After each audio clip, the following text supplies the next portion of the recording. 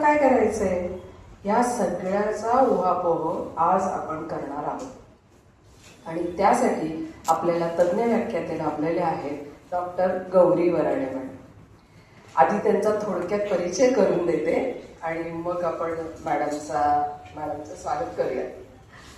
Doctor Gauri Varade madam 2007 पासून आदर्श शिक्षणशास्त्र महाविद्यालयात येथे कार्यरत आहेत.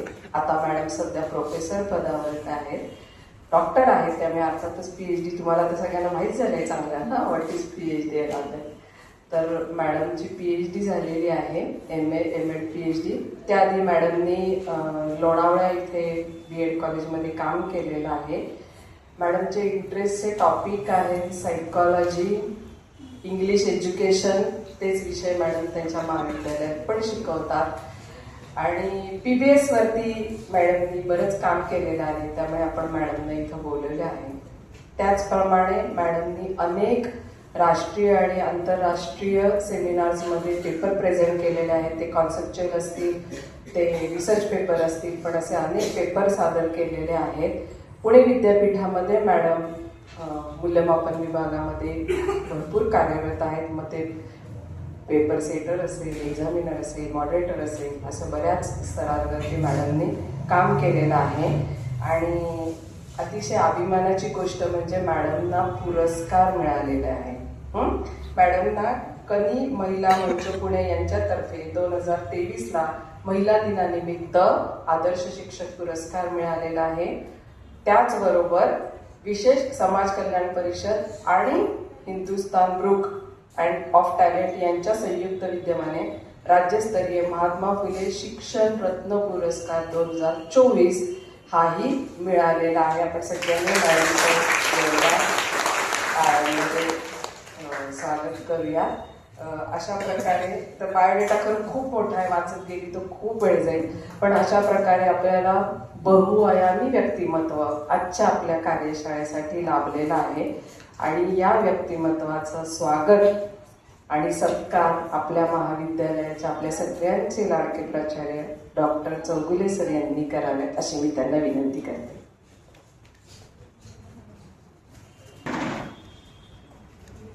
त्याप्रमाणे पुस्तक, शाल, श्रीफळ आणि बुके देऊन आपण मॅडमचं स्वागत करूया.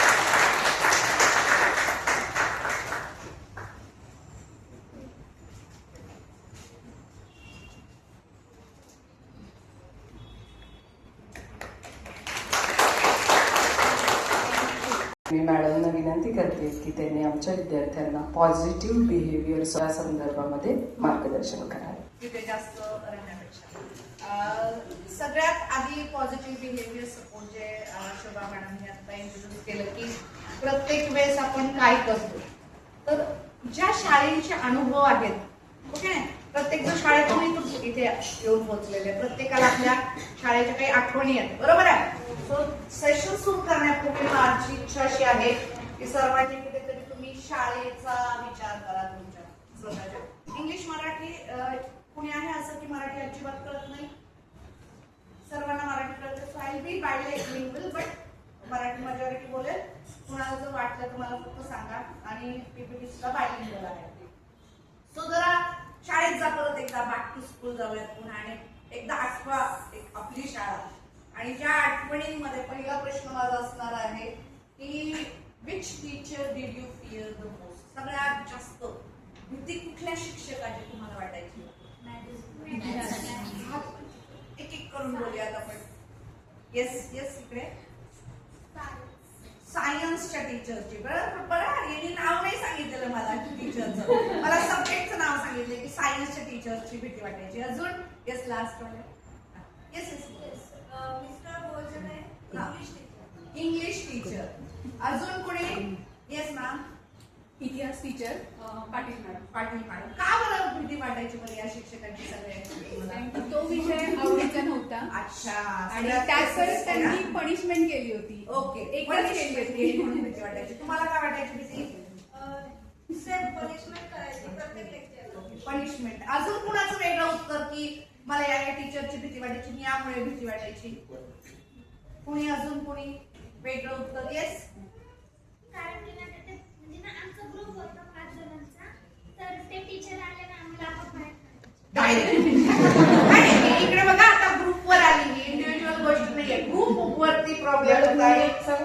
Yes. म्हणजे अशी शिक्षा वगैरे काही करत नव्हती, पण ते हा. प्रत्येक तासाला इन्सल्ट करायचं.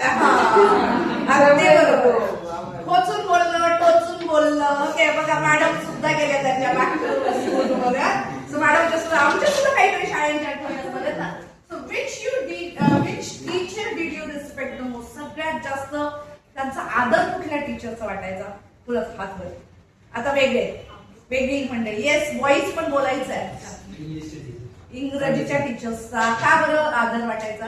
ते जे काही शिकवायचे इंग्लिश मध्ये ते एकदम राईम कोरस सर्व ऍक्टिव्हिटी घेऊन एकदम शिकवायचे. Nice, very nice. So activity best शिकवायचे म्हणून इंग्लिशचे टीचर आवडायचे. Yes ma'am. मॅथ्सचे सर होते, संदीप सर म्हणून. ओके. तर ते प्रत्येकाला सेपरेटली येऊन सांगायचे, नाही कळलं तर कन्सेप्ट क्लिअर करायचे. इंडिव्हिज्युअल अटेन्शन द्यायचे आणि त्याच्यामुळे ते शिक्षक आवडायचे. अजून एखादं उत्तर घेऊयात.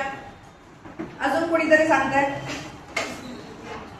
बस एवढे शिक्षक आवड रिस्पेक्ट नाही तशी आठवण नाही. मॅथ्स टीचर वनवे सर म्हणून होते Okay. आणि ते छान शिकवायचे, शिकवलेलं लगेच समजायचं. त्यामुळे त्यांना त्यांचा रिस्पेक्ट पण वाटायचा आणि आवडायचे. सो आणि कुठले which teacher change your life? आता हे झालं तुम्ही विषयांच्या विषयी पण सांगितलेलं आहे की या विषयाचा शिक्षक त्या विषयाचा. असा कुठला टीचर आहे की त्यांनी तुमची लाईफ चेंज केली किंवा बदल केला असेल असं कुणाचे आहे का लाईफ मध्ये? येस संदीप जगताप सर तेच सर आहे. तेच sir. हा, म्हणजे ऍक्च्युली मी 9th पर्यंत ना 60 अबव पण कधी गेले नव्हते, म्हणजे थोडीशी हे होती गुजरी म्हणण्यात. पण त्या सरांनी इतकं मला हे केलं की मी डायरेक्ट 78% 10th त्याच्यामुळे लाईफ चेंज. Yes last. माझ्या आयुष्यात म्हणजे वेगळंच म्हणजे असं आहेत ना, त्यांचं जास्त योगदान आहे की एक टीचर, कोणती टीचर लाईफ चेंज करतात. मेन म्हणजे आपण कोणती गोष्ट शिकतो तेव्हा आपलं कॉन्सन्ट्रेशन नसतं, त्यांनी त्या गोष्टीवर जास्त भर दिला की आपण एक एक शब्दाला म्हणून बघितलं पाहिजे आपण काय शिकतोय नाही. आणि आपण काय ठेवलं पाहिजे. अगदी बरोबर आहे. हे सगळं तुम्ही टीचर्सच्या गोष्टी सांगितल्या. याच्यामध्ये कुणीतरी आठवणींमध्ये ज्यांच्या रिस्पेक्ट म्हणतोय किंवा चेंज लाईफ केली, तिथे पुढे एक्झाम आली होती का आपली? डिग्री आली होती का आपली? आता एक शेवटचा प्रश्न माझा जो स्लाइडवर नाहीये, की अशी आतापर्यंत तुमच्या आयुष्यात कुठली गोष्ट आहे जी तुम्ही शाळेत शिकला आतापर्यंत तुमच्या युजफुल आहे? शाळेमध्ये शिकला आतापर्यंत युजफुल आहे? येस प्रामाणिकपणा. येस. वक्तृत्व गुण शाळेपासून मोटिवेशन. Very nice. वक्तृत्व गुण. अजून? येस. आपल्यापेक्षा मोठ्यांचा मोठ्यांचा आदर. अजून इकडचे रोज बोला. येस. वेळेचे महत्व. वेळेचे महत्व. शाळेने शिकवलं की कंटाळ वाजली की आतमध्ये वेळेत यायचं आहे. सगळी मूल्यच येतील त्याच्यामध्ये ती जे आता आपण अगदी बरोबर आहे. मग आता परतही मी विचारते की शाळेतनं आपण जे गुण शिकलो ते परीक्षा झालीच आहे, डिग्री मिळालीच आहे, पण त्याच्या व्यतिरिक्त शाळेचे आपल्याला कोणी मार्क्स विचारतं का? नाही. तुमचे गुण, तुमचं वागणं विचारून बघून आपल्याला कुणीतरी विचार कुठल्या शाळेत आहे, कुठल्या बीएड. आमच्या बीएड कॉलेजचे तर ज्यावेळेस आपण जातो इंटरव्ह्यूला त्यावेळेस सहज विचारतात की कुठल्या कॉलेजचा आहे तू. सो ते कॉलेज जे तुमच्यात रिफ्लेक्ट करतं, जशी शाळा तुमच्यात काही संस्कार उजवते, ती प्रत्येक वेळेस परीक्षाच असते असं नसतं. आणि म्हणून कुठेतरी या आपल्या बीएडच्या कोर्समध्ये जो कोर्स इंट्रोड्यूस केलेला आहे त्याचं नाव आहे positive behaviour support in education. He positive behaviour support म्हणजे काय? सकारात्मक वर्तनाला आधार देणारा गोष्ट.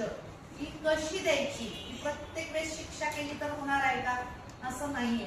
तर त्यासाठी काय काय गोष्टी आहेत त्या एक एक करून आपण आता बघणार आहोत. याआधी तुम्हाला शॉर्ट मध्ये, आता मी फक्त वाचणार नाहीये, शॉर्ट मध्ये फक्त तुम्हाला इथले ऑब्जेक्टिव्ह जे दिलेले आहेत, उद्दिष्ट अभ्यासक्रमाचे दिलेली आहेत की विद्यार्थी शिक्षक आहेत त्यांना कशासाठी सक्षम बनवणं आहे?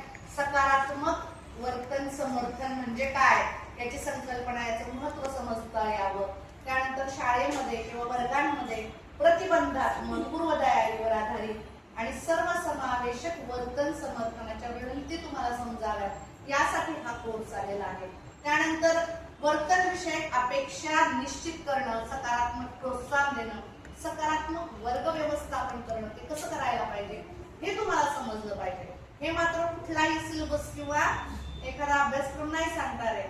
तर यातल्या काही गोष्टी आपल्याला डिस्कस करून आणि अनुभव घेऊन कराव्या लागणार. आणि शेवटचं आहे वर्तन समर्थन पद्धतीचे निरीक्षण, नियोजन आणि चिंतन करण्याची क्षमता प्रात्यक्षिक उपक्रमांच्या माध्यमातून येते. घेतात तुम्ही? इंटर्नशिपला गेलात की जाणार आहात आता? जाणार आहात आता. मागच्या वर्षी झालेली आहे एक इंटर्नशिप. ओके. इथे आम्ही खूपदा सांगतो की विद्यार्थी असे असतात तसे असतात, पण वर्गात गेल्यावर काय कळतं? वेळेचं व्यवस्थापन कसं करावं, मुलांना कसं हँडल करावं, कसा गलका घालतात, किती गोंधळ करतात, मग त्यांना शांत कसं करावं, हे आम्ही ऍक्च्युली खूपदा शिकवतो. तसं नाही की ते तुमच्या अनुभवातून तुम्हाला समजतं या वर्ग कसा हँडल करायचा. वर्ग व्यवस्थापनाच्या गोष्टी सुद्धा तुम्हाला यातनं शिकता येणार आहेत. त्याच्यानंतर आपण आता फक्त उद्दिष्ट ठरवतो का? नाही, तर आपण लर्निंग आउटकम्स ज्याला म्हणतो की अध्ययन निष्पत्ती काय आहे, सकारात्मक वर्तन समर्थन या संकल्पनेचे पुन्हा त्याच आहे शॉर्ट मध्ये दिलेलं आहे वेगळ्या पद्धतीने. सकारात्मक वर्तनास प्रोत्साहन देण्यासाठी आणि सर्वसमावेशक वर्गाचे वातावरण निर्माण करण्यासाठी पीबीएसटी निर्माण केलेलं आहे. त्याच्यानंतर वर्तन विषयक अपेक्षा, सकारात्मक प्रोत्साहनाच्या रणनीती यावर शालेय पीबीएस आराखडा किंवा वर्ग खोलीचे पीबीएस तयार करणं.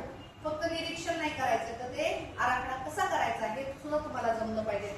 आणि शेवटचं म्हणजे वर्तन समर्थनाच्या पद्धतीचे निरीक्षण, दस्तऐवज किंवा चिंतन करून त्याचं व्यवस्थापन कसं करायचं त्या गोष्टी आपण यामध्ये शिकणार आहोत. आता मला आधी सगळ्यात सांगा की आपण खूपदा म्हणतो, तुम्ही म्हणता, मला सांगता इंटर्नशिप काय नंतर आणि खूप वर्गात गोंधळ असतो आणि मी माझ्या मुलांना काय म्हणते ते त्याच्यासाठीच बसलेले, त्यांचं काम येते गोंधळ करणं, मजा करणं, त्या वयातलं ते काम करतात. आपलं काय काम आहे? शिकवणं. सो मी जर छान शिकवलं तर माझे विद्यार्थी नक्कीच शांत बसतात. मात्र तरी विद्यार्थी दंगा करताना आपल्याला दिसतात. का बरं असं चुकीचं वर्तन किंवा चुकीचं वागणं त्यांनाही माहिती असतं. का करत असतात विद्यार्थी? पटपट बोलायचं आहे, सांगा.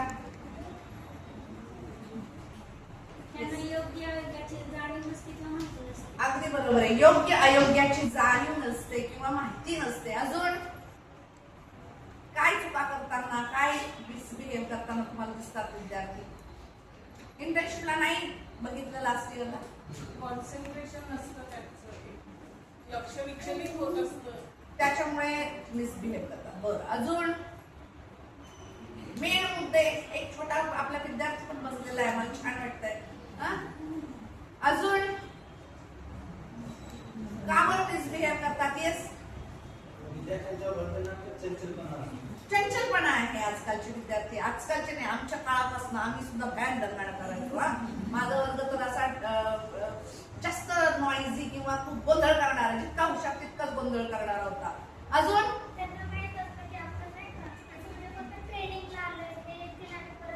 हे बीएड साठी आहे, पण इन जनरल पण करतात ना विद्यार्थी. जरी नॉर्मल शिक्षक असले, रेग्युलर शिक्षक असले तरी दंगा करतात.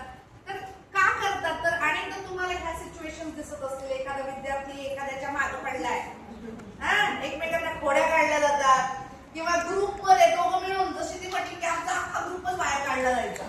तिने स्वतःच नाही सांगितलं.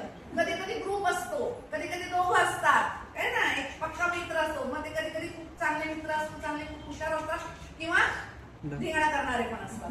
तो एखादा असतो किंवा हा ग्रुप दाखवला, जसं मी तुला म्हटलं त्यांचा अख्खा ग्रुप, तो एक टाळक असतो, एक टोळक असतो की एक तर पुढे बसणारे असतात किंवा मागे बसणारे असतात. आणि तो एक ग्रुप सुद्धा कधी कधी मिसबिहेव करत असतो. यानंतर असा एखादा ग्रुप असतो की कुठलाही शिक्षक येऊ देत, भयान गोंधळ करणार, धिंगाणा करणार. पूर्ण ग्रुपच तसा, पूर्ण वर्गच तसा असतो. असं नाही की एक विद्यार्थी, दोन विद्यार्थी किंवा ग्रुप. कधी कधी आपल्याला पूर्ण वर्ग सुद्धा तसा दिसतो की जो गोंधळ करतो. त्यानंतर इथे दाखवलंय की मी एखाद्या शिक्षकाला काही विद्यार्थी भयानक त्रास देतो, कशी आवडतच नाही असंही अनेकदा बघतो. किंवा एखादी विद्यार्थी विचित्र बिहेव करतात, कधी कधी अचानक व्हायलेंट होतात, अचानक मारते विद्यार्थ्यांना, असंही खूपदा दिसतं. तर हे पॅटर्न्स तुम्हाला वेगवेगळे बिहेवियरचे कायम वर्गामध्ये दिसत असतील. तर हे का बरं होतात, कशामुळे होतात आणि त्याच्यामुळे विद्यार्थी काय? येस, बोला. एक्झॅक्टली, की तो तसं करतोय म्हणून मी करेल, असं पण अनेकदा होतं. परंतु हे जे सगळं होतं त्याच्यामुळे अनेकदा विद्यार्थ्यांना आपण शिक्षा करतो किंवा काहीतरी रागवतो आणि त्याच्यावर काहीतरी ऍक्शन्स घेतो. पण पॉझिटिव्ह बिहेवियर सपोर्टकडे जाण्यापूर्वी तुम्हाला मी मिस्टेक्स कशा होतात, काय मुद्दाम दाखवल्या, त्याच्या आधी आपण हे बघूया की नक्की पॉझिटिव्ह बिहेवियर सपोर्ट म्हणजे काय. सकारात्मक वर्तन समर्थन विद्यार्थ्यांमध्ये योग्य वर्तन विकसित करण्यासाठी व दृढ करण्यासाठी वापरली जाणारी शब्द पहा, सक्रिय, प्रतिबंधात्मक आणि संशोधनावर आधारित शैक्षणिक पद्धत आहे. सो ही एक सक्रिय आहे. याच्यामध्ये शिक्षक कसं असणार आहे? सक्रिय असणार आहे. पॅसिव्ह नसणार आहे की बाबा तू हे कर, तसं नाही. तर तू सक्रिय असणार आहे. तो स्वतः इंटरेस्ट घेणार आहे की हा विद्यार्थी, जे तुम्हाला मी आधीचे उदाहरण दाखवले, का बरं एकमेकांना मारतोय, का बरं धिंगाणा करतोय, का बरं दंगा करतोय, हे ते पाहणार आहे. सो शिक्षक इथे सक्रिय असणार आहे. प्रतिबंधात्मक, बंधन नाही घालणार आहे की असं वागू नको, याच्यापेक्षा तो कसा वागणार नाही तसं प्रतिबंध कसा होईल. आपण म्हणतो ना, मला करोना होऊ नये म्हणून आपण काय करत होतो, म्हणजे आपण काळजी घेत होतो. पण त्याचं बिहेवियर तसं होऊ नये म्हणून जर मी काळजी घेतली तर त्या विद्यार्थ्याचं तसं मिसबिहेव किंवा अजून काही चुकीचं वर्तन होणार नाही याची शक्यता जास्त असते. सो ती प्रतिबंधात्मक आहे आणि संशोधनावर आधारित आहे की संशोधन सांग की पॉझिटिव्हली जर घेतलं, पॉझिटिव्हली सांगितलं, जर मी फक्त शिक्षाच केली तर काय होईल. तुम्ही आता जे म्हणतात ना, घाबरतो होतो मी त्या शिक्षकाला, त्याची आठवण ती आहे ना की त्याने काही चांगलं शिकवलं, की हा शिक्षकाला की फक्त ओरडतो, हा शिक्षकाला की फक्त विद्यार्थ्यांना शिक्षा करतो. शिक्षा केल्याने होईल का विद्यार्थी नीट नाही होणार. फॉर एक्झाम्पल की मला आजही आठवते की मी बीएडला असताना 8वीचा वर्ग होता जॉग्राफीचा, माझं सेकंड मेजर जॉग्राफी आहे. जॉग्राफीचा तास झाला एक खूप त्रास देत होता. मी त्याला बाहेर उभं केलं, त्याला म्हटलं जा बाहेर उभा राहा चिडून. आमचे सर आले आणि मला नंतर विचारलं त्यांनी, बाहेर विद्यार्थी का उभा आहे. म्हटलं सर मी त्याला पनिशमेंट केली, बाहेर उभं केलं. त्यांनी मला आत घ्यायला लावलं. ज्यावेळेस माझा पाठ संपला त्याच्यानंतर मला समजून सांगितलं की कुठल्याही विद्यार्थ्याला तुला शिक्षा करायची असेल तर ती वर्गाच्या या 4 भिंतीच्या आत करायची.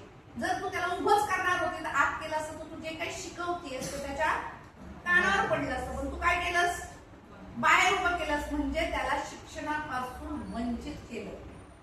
सो ही शिक्षा देताना किंवा तुम्ही त्याला पनिश जरी करत असाल तर ती कशा पद्धतीने द्यावी हे आपण लक्षात घेतलं पाहिजे. त्याच्यामुळे सकारात्मकता याच्यामध्ये आहे आणि हे संशोधन सांगतं. पुढच्या याच्यात सांगतात ते की या पद्धतीमध्ये अयोग्य वर्तनाला केवळ शिक्षा देण्याऐवजी विद्यार्थ्यांना योग्य वर्तन शिकवणे, त्यांना सकारात्मक प्रोत्साहन देणे व आवश्यक ते समर्थन प्रदान करणे यावर भर दिला जातो. की तुझं वर्तन चुकीचं कसं आहे हे त्याला कळलं पाहिजे. आपण एकदा म्हणतो की जर आपण फटके दिले, मार दिला तर तो व्यक्ती काय होतो, कोडगा होतो. तो मार कुठं बसला पाहिजे, मनावरती बसला पाहिजे. सो त्याच्याने बिहेवियर चेंज होणार आहे. अदरवाईज तो म्हणेल हे घ्या सर, स्वतः छडी देईल, द्या 2 फटके, झालं का. सो त्याचा उपयोग नाही ना, त्याचं वर्तन परिवर्तन होणार आहे का नाही. आणि म्हणून कुठेतरी तो लॉ आला की शिक्षा ही पनिशमेंट ही वेगळ्या पॅटर्नची नसते. सो सकारात्मकता, पॉझिटिव्ह बिहेवियर आपल्याला सांगतं, शिकवतं. आणि त्याच्यामुळे शेवटची सिंपल डेफिनेशन जर आपण बघितली पीबीएसची तर सकारात्मक समर्थन म्हणजे विद्यार्थ्यांना चुकीच्या वर्तनासाठी शिक्षा करण्याऐवजी त्यांना योग्य वर्तन शिकवणे, चांगल्या वर्तनाला प्रोत्साहन देणे व सकारात्मक सवयी विकसित करण्यास मदत करणे. की त्यांना आपल्याला मदत करायची आहे. फॉर एक्झाम्पल की एखादा विद्यार्थी कायमच लेट काही सबमिशन करतो आणि वेळेवर सबमिशन केलं तर त्याचं भर वर्गात कौतुक करा. त्याच्यामुळे काय होईल, अरे माझं कौतुक झालं, मी आता नेक्स्ट टाइम सुद्धा वेळेत देईल. आपल्या याच्यात म्हण आहे बघा की रागवायचं असेल तर काय करा, एकांतात रागवा, फटके द्या, काय पण करा एकांतात. ज्यावेळेस कौतुक करायचं असेल ते 4 चौघात करा. सो त्याच्यामुळे ही कायम शिक्षकांनी लक्षात ठेवावी बाब की कौतुक करताना तो जरी कधी नव्हता करत पण एकदा जर केलं तर त्याचं कौतुक करा, जेणेकरून त्याला प्रोत्साहन मिळेल, ते वर्तन परत रिपीट करायला, तर तो परत करेल. नाही तर काय होईल, परत तो हवं तसंच त्याला तसं वागेल. आता याच्यामध्ये आपण अनेकदा बघतो, जे आपण काही सगळं बघितलेलं आहे त्याच्यामध्ये ट्रेडिशन पद्धती ज्यावेळेस आपण खूप जुन्या काळात बरेचसे शिकलेलो आहोत, ज्या पॅटर्न मध्ये आम्ही पण, आमचा काळ तर अजून वेगळा होता, तिथे आम्हाला पनिशमेंट खूप महत्वाची होती. मी आधी दाखवते ट्रेडिशन्स मध्ये काय काय व्हायचं.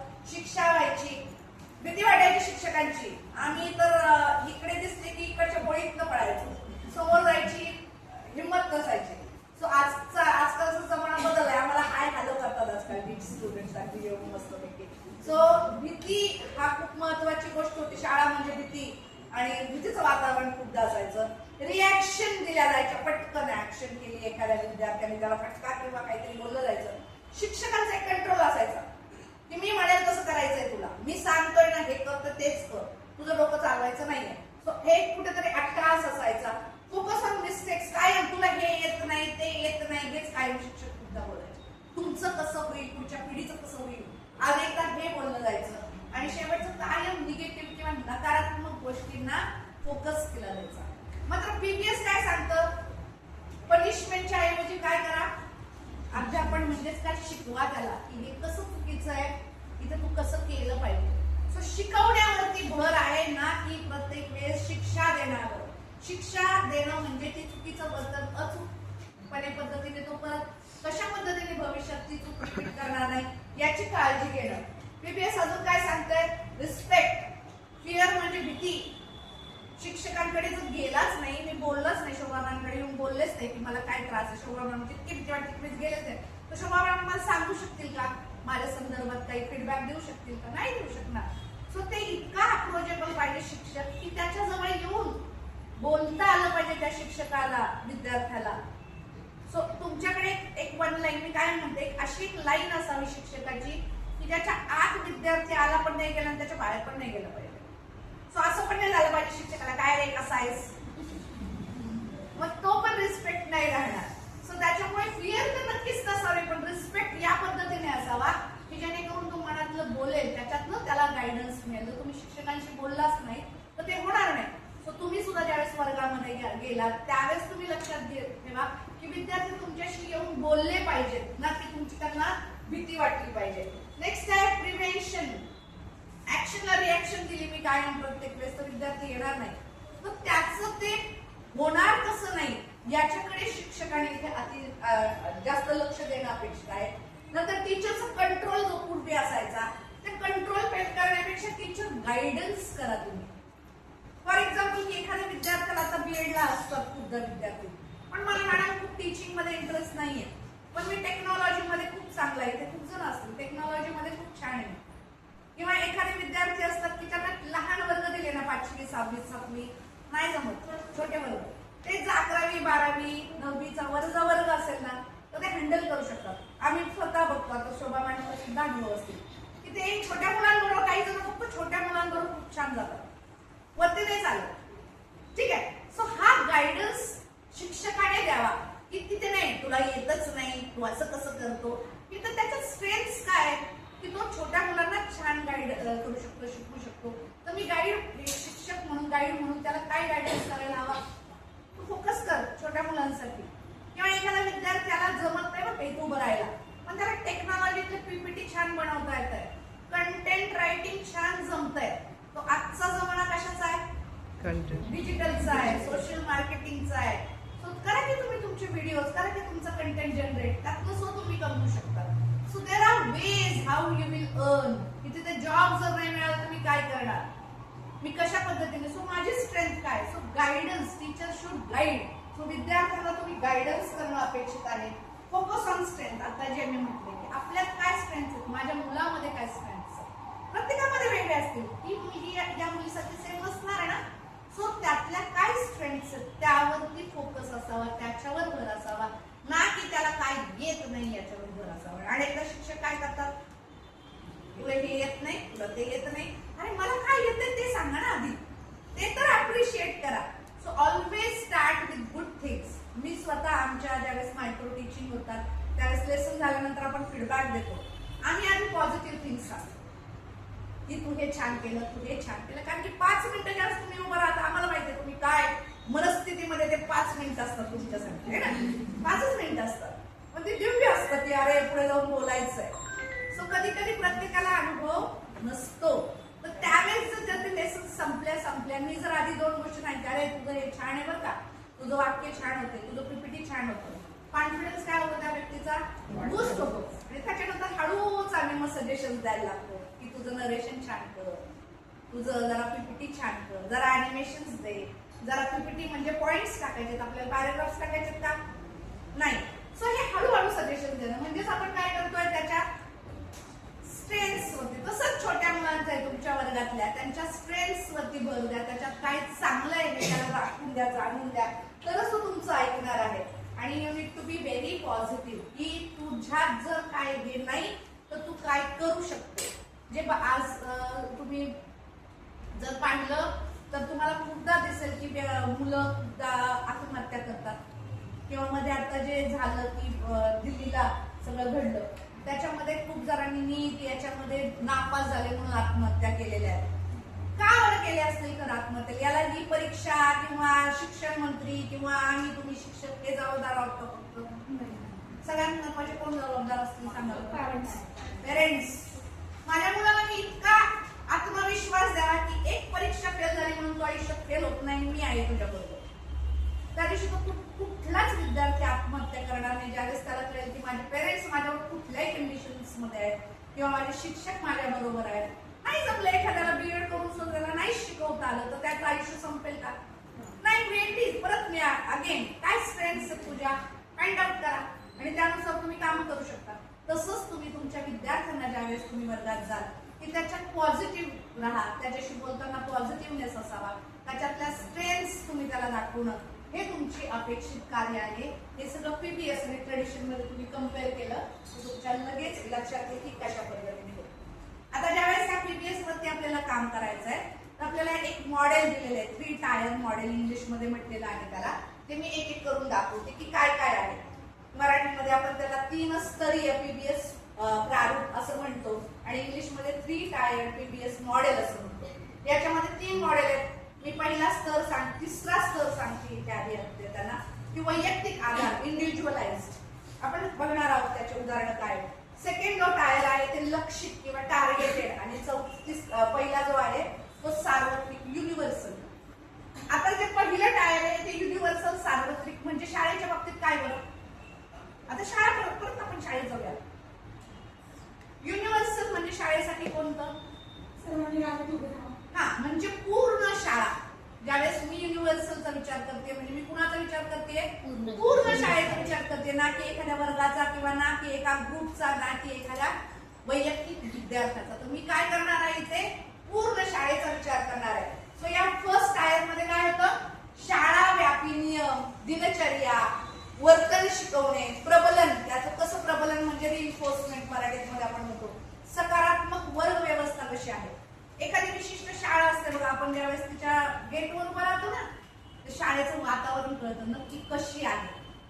काही विद्यार्थी येऊन तुम्हाला ग्रीट करतील, काही विद्यार्थी तुम्हाला येऊन बोलतील किंवा त्यांचं तुम्ही दिसेल की वर्तन कसं आहे, वागणं कसं आहे, त्यांचे पोस्चर, बॉडी लँग्वेज कशी आहे, त्यांचे ड्रेसिंग कसं सेन्स आहे, ते एकमेकांशी कसे बोलतायत, हे सगळं आलं टायर 1 मध्ये की ते युनिव्हर्सल आहे. त्या विशिष्ट नियम असतात, विशिष्ट प्रार्थना ठरलेल्या असतात प्रत्येक शाळेची, किंवा त्या पॅटर्न मध्ये त्यांची रिसेस होते.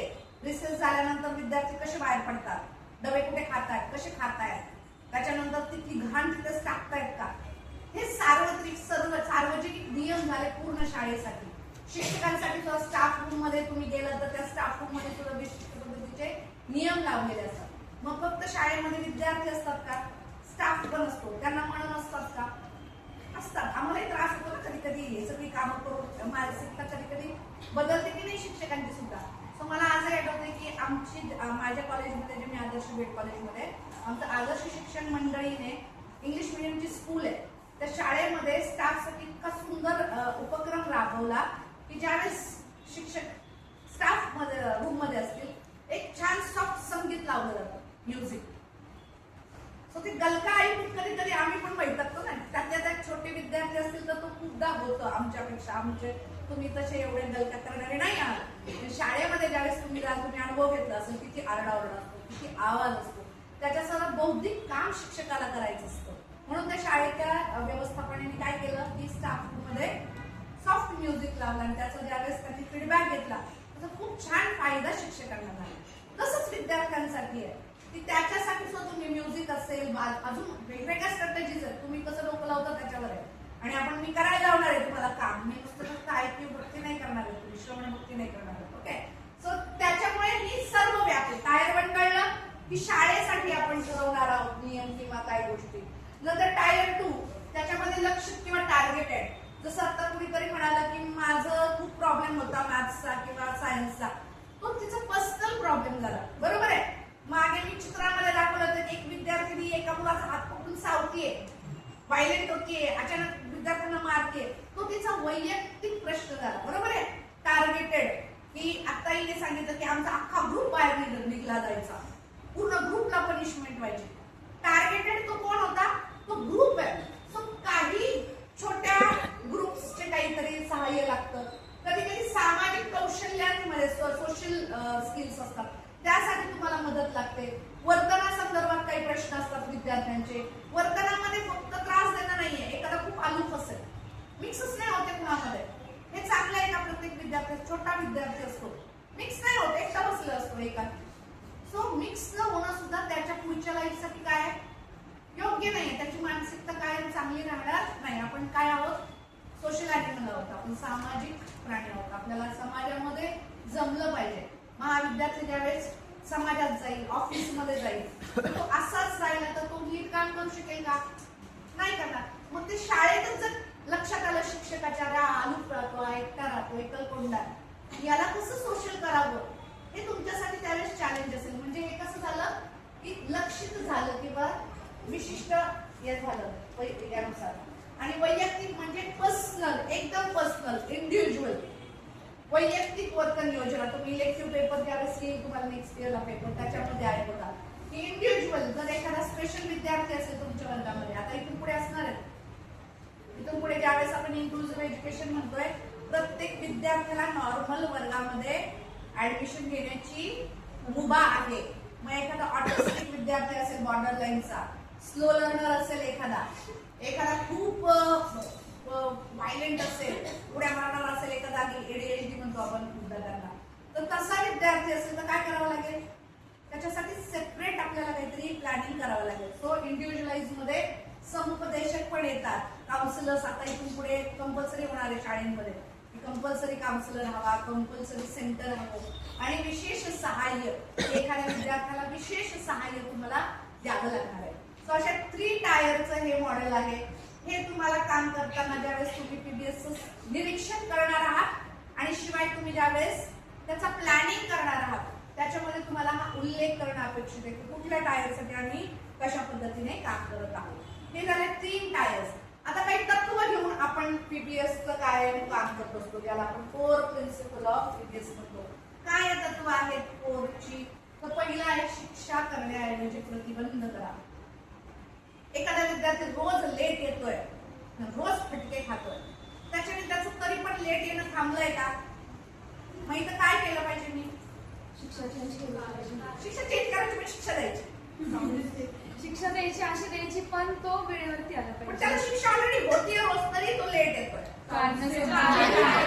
एक्झॅक्टली का लेट येतोय?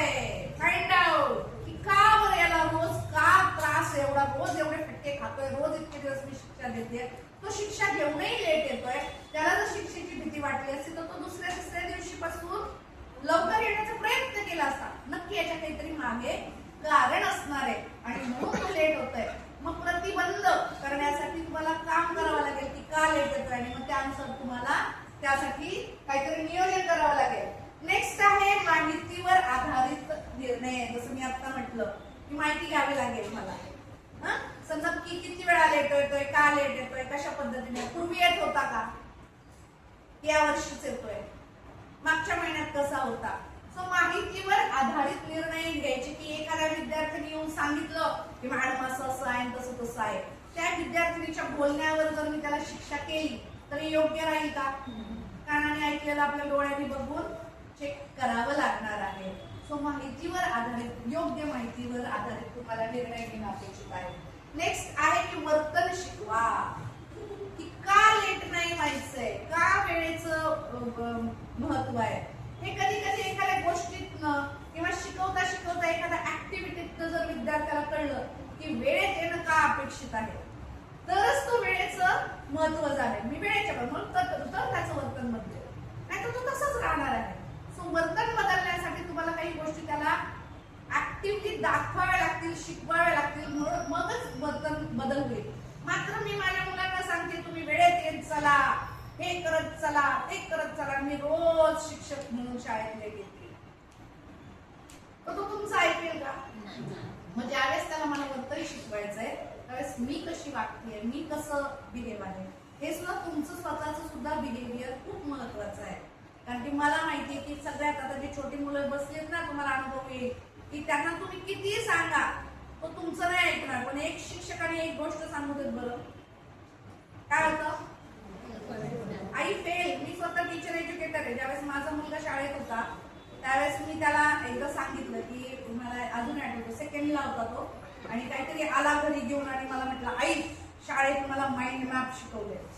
मला खूप भारी वाटलं की अरे वा, माइंड मॅप. माझं एमफिल ग्राफिक ऑर्गनायझर वर झालेलं असल्यामुळे मला भारी वाटलं की बघू कुठला माइंड मॅप काढला तू. आणि बघितलं मी, आणि तो कॉन्सेप्ट मॅप होता. म्हटलं अरे ऋतुराज, हे माइंड मॅप नाहीये, याला माइंड मॅप नाही म्हणजे त्याला कॉन्सेप्ट मॅप. तुला कळत नाही आई, आमच्या शिक्षकांनी सांगितलं, माझ्या टीचरने सांगितलंय हा माइंड मॅप आहे, हा माइंड मॅप वर चालेल. सो मी त्या दिवशी फेल होते. माझ्याकडे डिग्री होती, मी शिकवत होते त्याच्यावर सगळं, पण त्याच्या दृष्टीने मी फेल होते. कोण बरोबर होतं? Teacher need to be accurate, updated माहिती पाहिजे होती. लकीली ती टीचर, त्याची टीचर माझी स्टुडंट होती, म्हणून मी पेरेंट टीचर मीटिंगच्या ज्यावेळेस गेले त्यावेळेस तिच्याशी बोलले की बाई तू करते खूप छान आहे माइंड मॅप, किंवा मग तुम्ही इन्फोग्राफिक्स इंट्रोड्यूस करतात, पण जो तुम्ही दिलाय तो माइंड मॅप नाही, तो कॉन्सेप्ट मॅप आहे. माझा लेखच नाही ऐकत आहे. तसं यांच्या डोक्यात काय गेलं, या मुलांच्या चुकीची कन्सेप्ट गेली ना, याला माइंड मॅप म्हणतात. सो या पद्धतीने लक्षात ठेवा की शिक्षक तुम्ही जर काही सांगितलं ना तर विद्यार्थ्याच्या डोक्यात ते फक्त बसणार आहे, मग तो कुणाचंही ऐकत नाही. त्याच्यामुळे आपलं वर्तन सुद्धा इथे महत्वाचं आहे. याला वर्तन शिकवताना तुम्ही काय, कसे बोलता, कसे वागता, हे पण खूप महत्वाचं आहे. वैयक्तिक आधार. प्रत्येक विद्यार्थ्याची नीड वेगळी आहे, गरज वेगळी आहे, प्रॉब्लेम वेगळा आहे. आणि आजकालच्या काळामध्ये तर लास्ट वीकलाच आमचे विद्यार्थी ज्यावेळेस इंटर्नशिप पण संपली, एक फेज संपली आमच्या विद्यार्थ्यांची.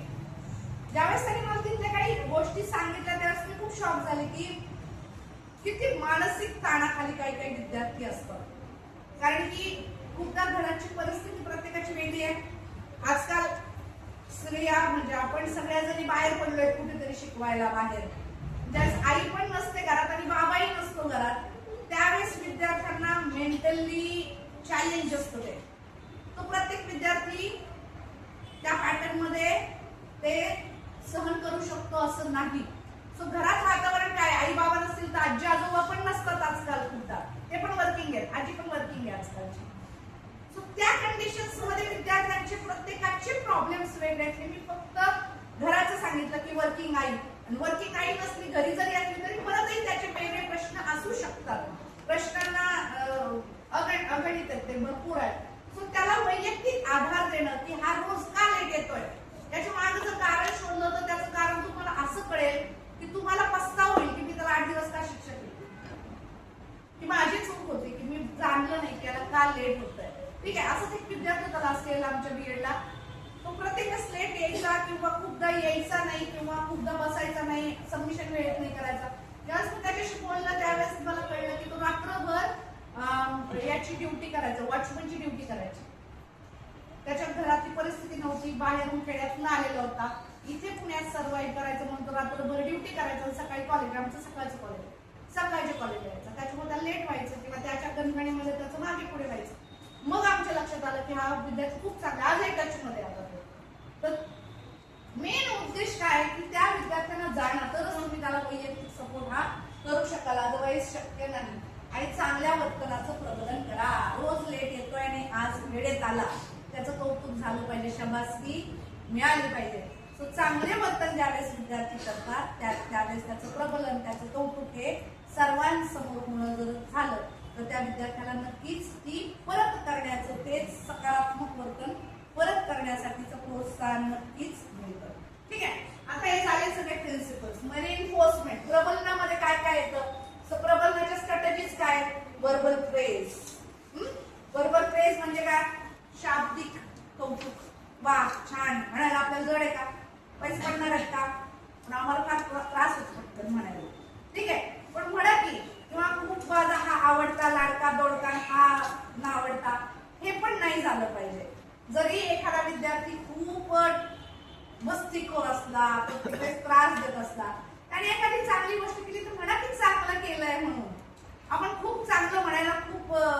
आहोत सगळेजण. सो इतरांना चांगलं म्हणलं की आमच्या इथं दुखतं. ते 3 इडियट्स मधला एक डायलॉग आहे. काय आहे तुम्हीच पटकन सांगता. माझ्या पोरांनी पण सांगितलं होतं. काय डायलॉग मित्रांसंदर्भातला?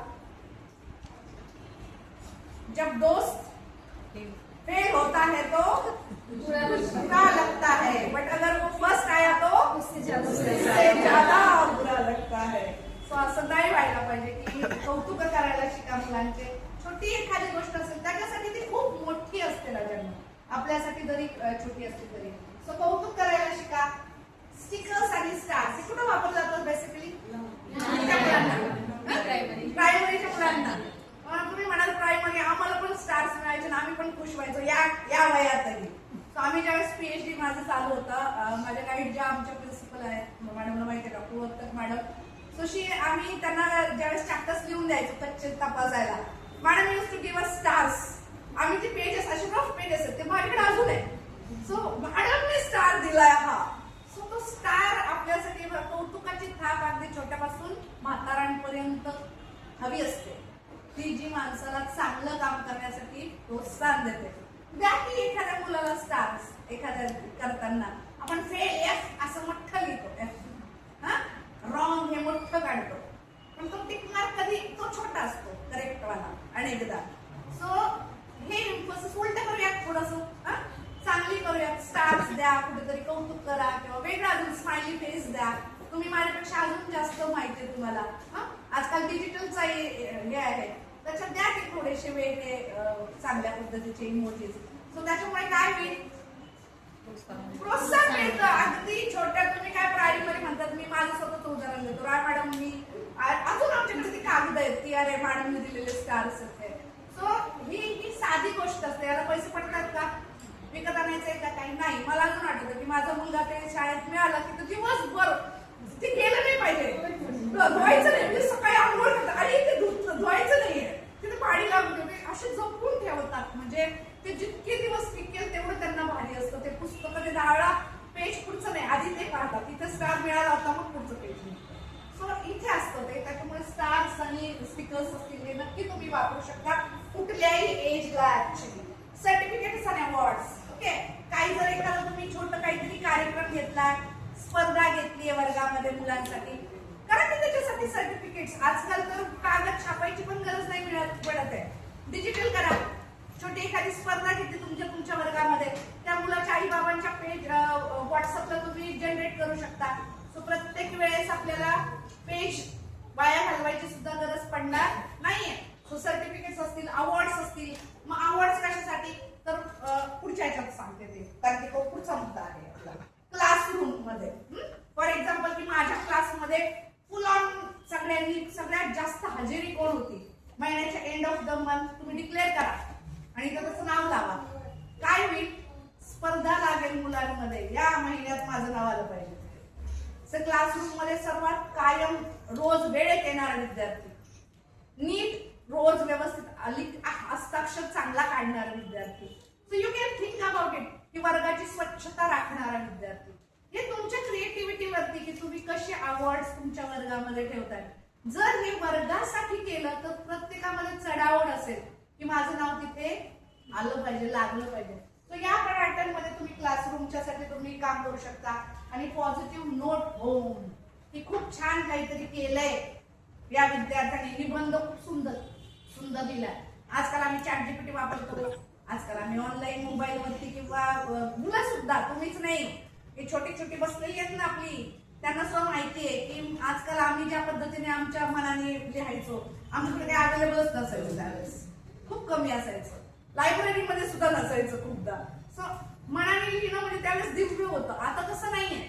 मग जर एखाद्या विद्यार्थ्यांनी असं काहीतरी लिहिलाय निबंध जो मला कळतोय की हा खरंच त्याच्या मनाने दे, तर घरी जर नोट दिली आईसाठी, बाबासाठी किंवा त्याच्यासाठी स्वतःसाठी की खूप छान आहे, तर विद्यार्थ्यांना, इतर विद्यार्थ्यांना त्याचं मोटिवेशन असेल. त्याला तर असेलच, पण इतर नाही, टीचरने त्याला लिहून दिलंय घरासाठी, सो मी पण करते. So like that. काही चांगलं बिहेवियर असेल तर या पॅटर्नचे स्ट्रॅटेजीज आहेत त्या वेगवेगळ्या. वा छान हे तर कायम करतो, पण त्याच्यासह वेगळेपणा जर तुम्ही रिइन्फोर्समेंट मध्ये किंवा प्रबंधामध्ये वापरला तर विद्यार्थ्यांमध्ये चढाओढ निर्माण होती की मला सुद्धा हे अवॉर्ड रिवॉर्ड किंवा मॅडमकडनं मिळालं पाहिजे. सो याच्यात स्ट्रॅटेजीज इनोव्हेटिव्हली तुम्ही अनेकदा तुम्ही आमच्यापेक्षाही जास्त अजून छान विचार करू शकाल की कशा पद्धतीने मी शिक्षक म्हणून हे करू शकेल. आता हे झालं सगळं बोलताना आपण. आता याच्यासह मी तुम्हाला आता मगाशी काय म्हणाले की वर्गांमध्ये आता कुठले विद्यार्थी यायला सुरुवात झालेली आहे. स्पेशल विद्यार्थी पण आहेत, काही फिजिकली हँडिकॅप असू शकतात, काही बॉर्डर लाईनचे, काही ऑटिस्टिक असू देत, बॉर्डर लाईनचे अजून वेगळ्या पद्धतीचे एखादा विद्यार्थी असू देत, किंवा स्पीच मध्ये काही प्रॉब्लेम आहे एखाद्याला तसा विद्यार्थी सुद्धा असतो, किंवा एखादा विद्यार्थी कर्णबधिर असतो की ज्याला ऐकू कमी येत आहे, थोडंफार येत आहे, किंवा एखादा विद्यार्थी अंध सुद्धा आजकाल नॉर्मल स्कूल्स मध्ये येतात. सो ह्या मुलांना इन्क्लूड करण्यासाठी सुद्धा तुम्हाला एक विषय आलेला आहे नेक्स्ट सेमला येतो, इन्क्लुझिव्ह एज्युकेशन 4th सेमला.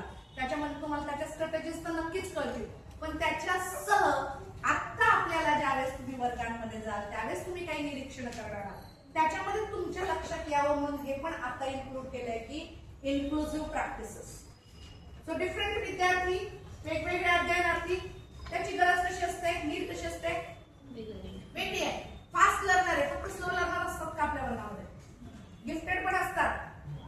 गिफ्टेडची गरज वेगळी आहे, स्लो लर्नरची गरज वेगळी आहे. सो त्याची गरजा वेगळ्या आहेत, मात्र आपलं ध्येय काय असलं पाहिजे, सर्वसमावेशन, इन्क्लुजन, त्या सर्वांना एकत्रित राहणं, शिकणं, शिकवणं. आम्ही काय म्हणतो की the students who can learn together they will live together.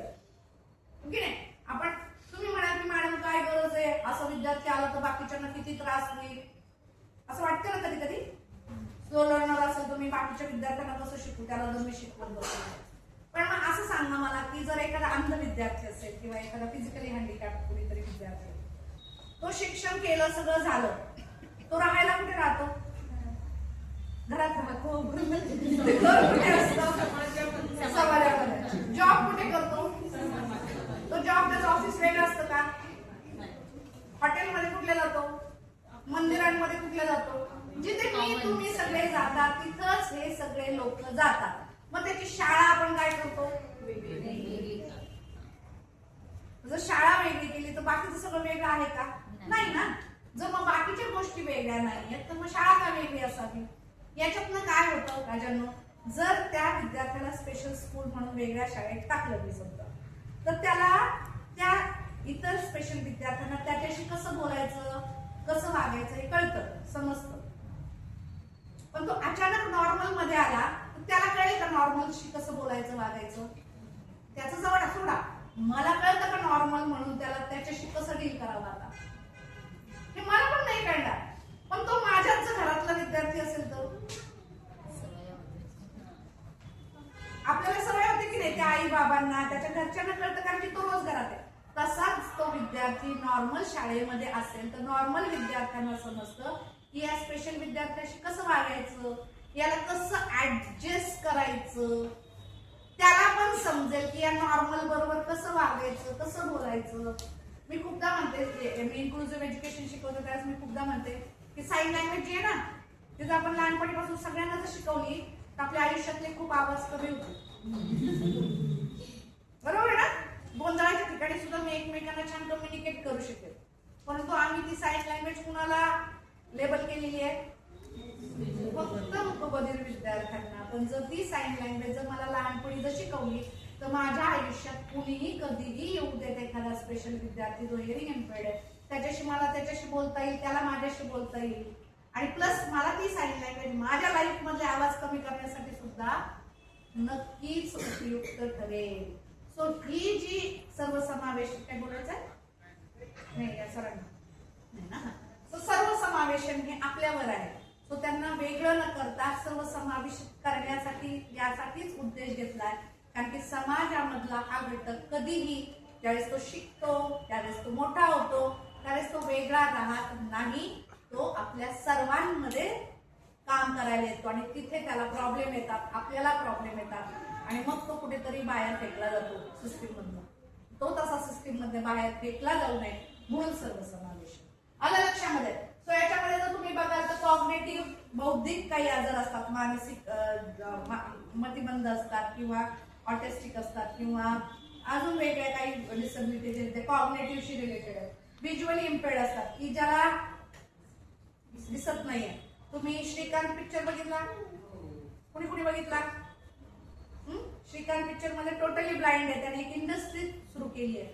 अजून अनेक प्रत्येक वेळेला दाखवतात. एक कुठला तरी मूवी दाखवतात. Very nice. सो आम्ही पण तेच केलं होतं ज्यावेळेस श्रीकांत Exactly. एक्झॅक्टली तुम्ही त्यावेळेस नव्हतात ना त्या पॅचला, ज्यावेळेस श्रीकांत मूवी आला त्यावेळेस आम्ही पण तेच केलं होतं. मुलांना सगळ्यांना घेऊन आम्ही स्वतः पिक्चरला गेलो होतो थिएटरला. सो का एखादा अंध विद्यार्थी खूप ट्रिमेंडस गोष्टी करू शकतो. तुम्ही अमिताभ बच्चन, मी पिक्चरचे खूप रेफरन्सेस देते. पिक्चर्स बघत जातात थोडेसे. एक आखे पिक्चर बघितलाय का अमिताभ बच्चनचा? काय काय त्याच्यामध्ये सांगा. चोरी केलेली आहे, बँक लुटलेली आहे, कुणी पूर्ण ब्लाइंडची टीम आहे. तर त्याच्यात त्यांनी कसं प्रशिक्षण दिलं. तर बँक लुटू शकतात तर काय पण करू शकतात. यू विल नॉट बिलीव्ह की स्पेशल विद्यार्थी काय करू शकतात. त्याच्यामध्ये खूप क्षमता असतात. आपण त्या अंडर एस्टिमेट करतो की याला नाही जमणार, पण असं नसतं. व्हिज्युअल्स असतात, ऑडिटरी प्रॉब्लेम असतात, कर्णबधिर विद्यार्थी असतात. माझ्याकडे कर्णबधिर विद्यार्थी स्पेशल विद्यार्थ्यांसाठी खूप काम करते. सक्षम म्हणून एक जी संस्था आहे, महानगर सक्षम महानगर म्हणून, ते दिव्यांग विद्यार्थ्यांसाठी काम करतात, त्यांच्यासाठी काम करते. सो ज्यावेळेस मी जातो आणि बघतो, आता एसपीच्या कॉलेजमध्ये त्यांनी वंदे भारती म्हणून एक कार्यक्रम ठेवला होता. त्याच्यामध्ये इतके सुंदर परफॉर्मन्स केले या व्हिज्युअली हेअरिंग इम्पेअर्ड विद्यार्थ्यांनी. शंखनादाची त्यांचा एक ग्रुप होता. त्याच्यानंतर त्यांनी जे वंदे मातरम हे केलं, साइन लँग्वेज मध्ये परफॉर्म केलं, एक नाटक केलं, एका मुलींचा ग्रुप होता, त्यांनी डान्स केला. So you will not believe की डान्स करणं की जिला ऐकूच येत नाहीये, म्युझिक कळत नाही, काय एक्सप्रेशन्स होते, काय मूव्ज होत्या त्यांच्या. सो आणि ज्यावेळेस मी पर्पल फेस्टिवल म्हणून गोव्याला स्पेशल साठी इन्क्लुझिव्ह साठी एक हे होतो, कार्यक्रम होतो, त्याच्या मी गेली 3 वर्षांपासून तिथे कायम जाते. तर तिथे मागच्या यावर्षी ज्यावेळेस मी गेले त्यावेळेस हेअरिंग इम्पेअर्डच्या विद्यार्थ्यांनी मल्लखांब अप्रतिम, म्हणजे मला असं झालं की आपण काहीच नाही येत, हे काय करतायत हे विद्यार्थी. सो इतका सुंदर मल्लखांब या विद्यार्थ्यांनी केला. सो हे हेअरिंग इम्पेअर्डचे विद्यार्थी सुद्धा खूप काही करतात, खूप काही करू शकतात. फक्त त्यांच्यावरती स्किल्स फोकस झाले पाहिजे. मोटरवाले की ज्यांना अपंगत्व आहे पायाने, त्याचे सुद्धा अनेक गणित मी तिथे अनेक एक्झाम्पल्स पाहिले. मी ज्यावेळेस गोव्याला गेले होते की ज्या एक मुलगी आहे तिला हलता पण येत नाही, इथून तिचं सगळी बॉडी स्टिफनेस आहे. तर वेगळा आजार होता तिला, मल्टी जरा डिसीजेस होते. She is a CEO in a company.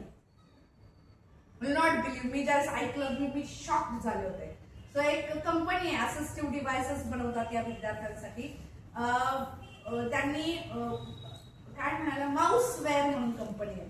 माऊसवेअर, Mouse आपण जे वापरतो ना, माऊस हा तो माऊस आपण हाताने चालवतो. आता हिला हातामध्ये असं म्हटलं की तिची खालची बॉडी काम नाही करत, कंटिन्यू एक बाई त्यांच्याबरोबर असिस्टंट असते जी तिला व्हीलचेअरवरती घेऊन ठेवते.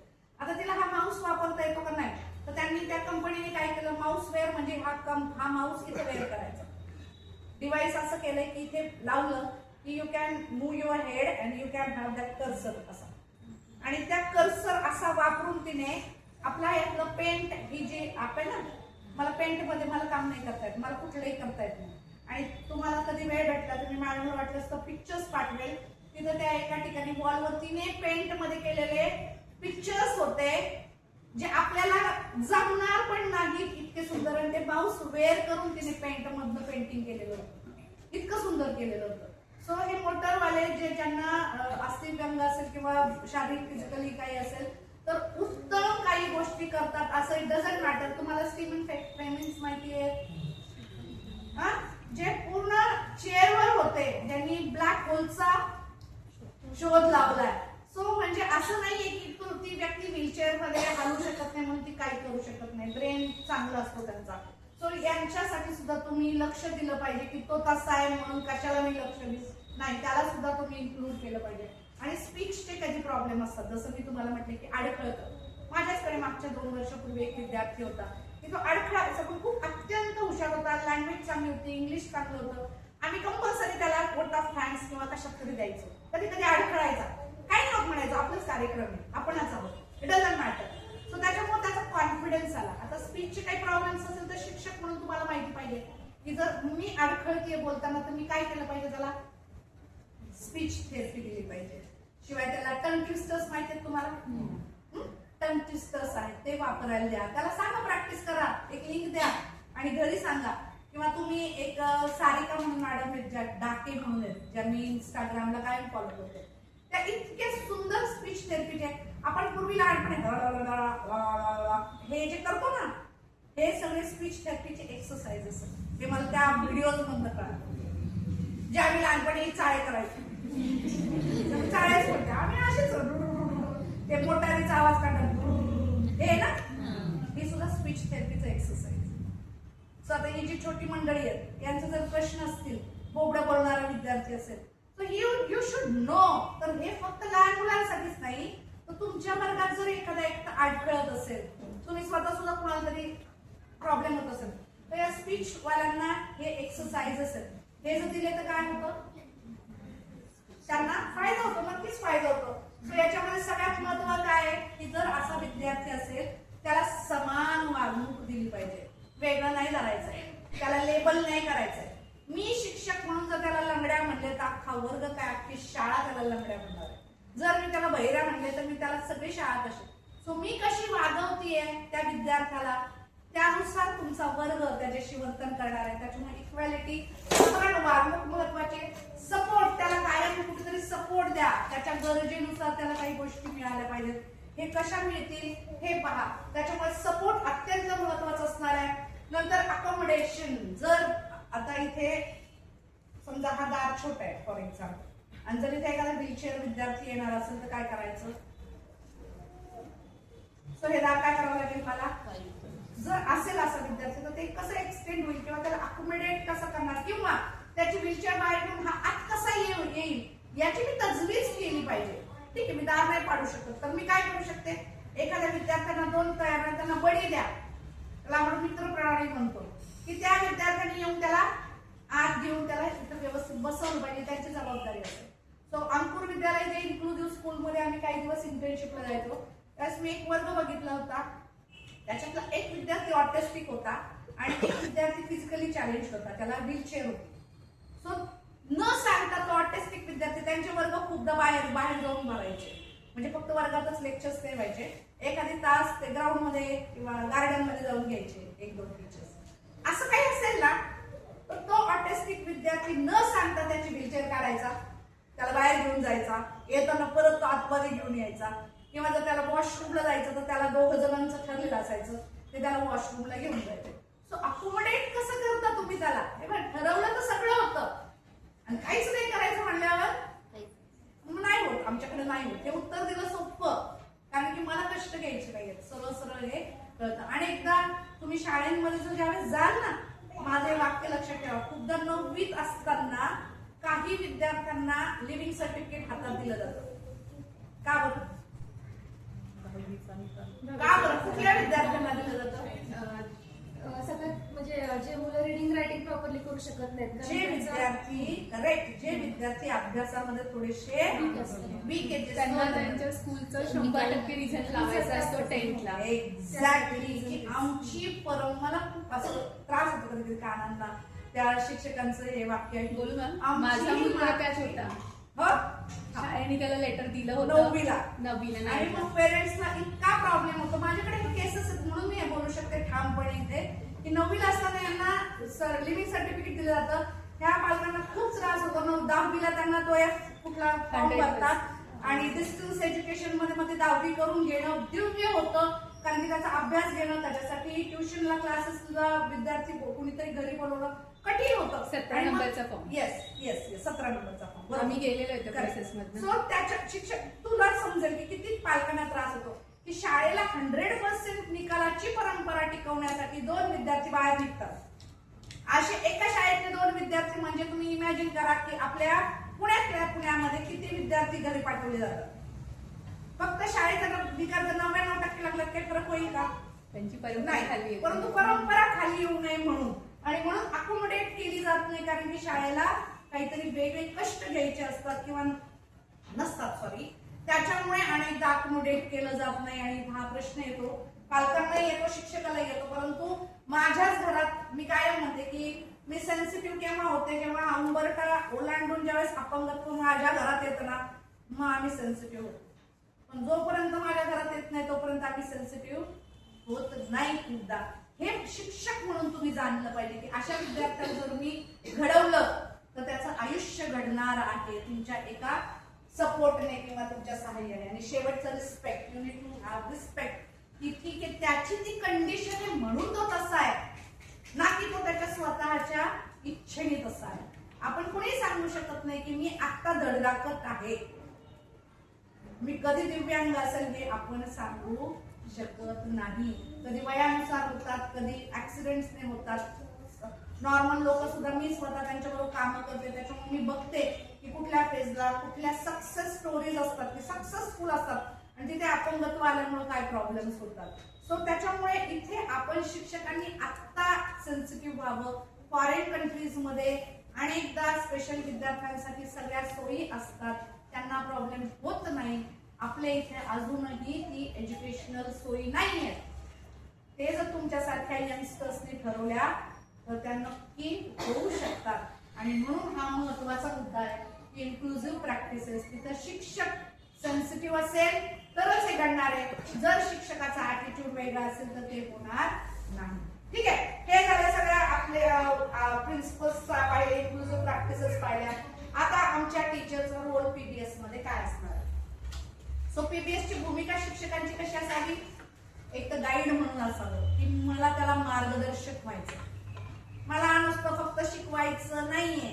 आणि माझं वाक्य आहे, खूप मला बिलीव्ह करते मी की आपण कुणी कुणाला काही शिकवू शकत नाही. कोण शिकतो. पहिला लॉ तुम्ही पाहिला का सायकोलॉजी मध्ये. लॉ ऑफ लर्निंगचा पहिला लॉ काय. Law of readiness. मी जर तयार असेल शिकण्यासाठी तरच तुम्हाला शिकू शकता. मी जर कान बंद केले, तू किती छान पीपीटी लाव, किती काय कर, मला नाहीच ऐकायचं तर मी नाहीच ऐकणार. कोणी कोणाला शिकवू शकत नाही. त्याच्यामुळे गायडन्स द्या, त्याला मार्गदर्शन करा, ना की प्रत्येक गोष्ट त्याला शिकवायला जाऊन गेलं तर नाही होणार आहे. सो गायडन्स मध्ये आणि शिकवण्यामध्ये नक्की फरक असेल. ती लाईन तुम्हाला नक्कीच अनुभवानुसार आतापर्यंत समजली असणार आहे. सो गायडन्स करणार आहात. रोल मॉडेल जे मी तुम्हाला मगाशी म्हणाले की मी माझं बिहेवियर कसं आहे. मी ज्यावेळेस टाइम मॅनेजमेंट मध्ये मी वक्तशीरपणा म्हणते, मी किती स्वतः तशी वागते. मी स्वतः म्हणते की तुम्ही स्पेशल संदर्भात तुम्ही छान राहा, तुझा आमचा ऍटिट्यूड व्हा. आणि माझ्या वर्गात जर तुम्ही असेल तर मी वेगळ्या पद्धतीने वागत असेल तर माझे विद्यार्थी काय करतील, मलाच फॉलो करणार आहे. तर तुमचं आदर्श व्यक्तिमत्व विद्यार्थी, जसं मी तुम्हाला सांगितलं ते तुम्हाला फॉलो करतात. शिक्षकांनी सांगितलं तर ते आई बाबांचं सुद्धा ऐकत नाहीत खूपदा. तो पगडा लहान विद्यार्थ्यांच्या वरती शिक्षकाचा जास्त असतो. आणि म्हणून आपण तिथे आपलं वर्तन चांगलं असावं. तुम्ही रोल मॉडेल बनलं पाहिजे.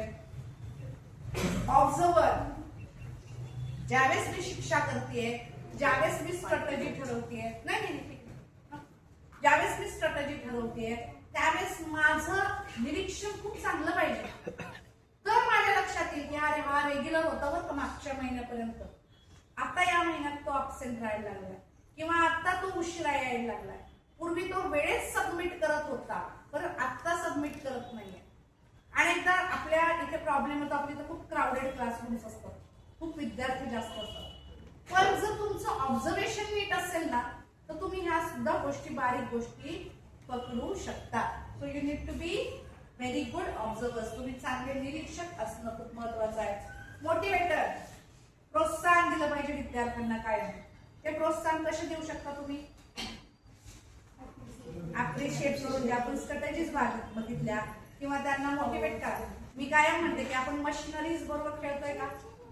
कंपनीत काम नाही करत आहे, आपण शाळेमध्ये काम करतोय. जिवंत व्यक्ती तुम्ही हँडल करत आहात. तर तुमच्या एखाद्या मोटिवेशनने, तुमच्या एखाद्या वाक्याने एखादा विद्यार्थी मोटिवेट होऊ शकतो. माझ्या स्वतःच्या लाईफ मधली गोष्ट आहे की ज्यावेळेस मी काही कारण असतो डिप्रेशन मध्ये होते, एका घटनेमुळे खूप भयान डिप्रेशन मध्ये होते, त्यावेळेस मी शाळेतून पासआउट झालेले होते, शाळेत नव्हते. पण त्यावेळेस माझे शिक्षक होते, आमच्या शाळेतले 2 शिक्षक होते. I can tell you names also. Gore sir आणि तुपे सर म्हणून होते. ज्यावेळेस त्यांना हे कळलं की गौरीचं असंच काहीतरी झालंय, शाळेमध्ये मी उत्तम असल्यामुळे ऍटलिस्ट शाळेमध्ये सगळ्यांना माहिती होते.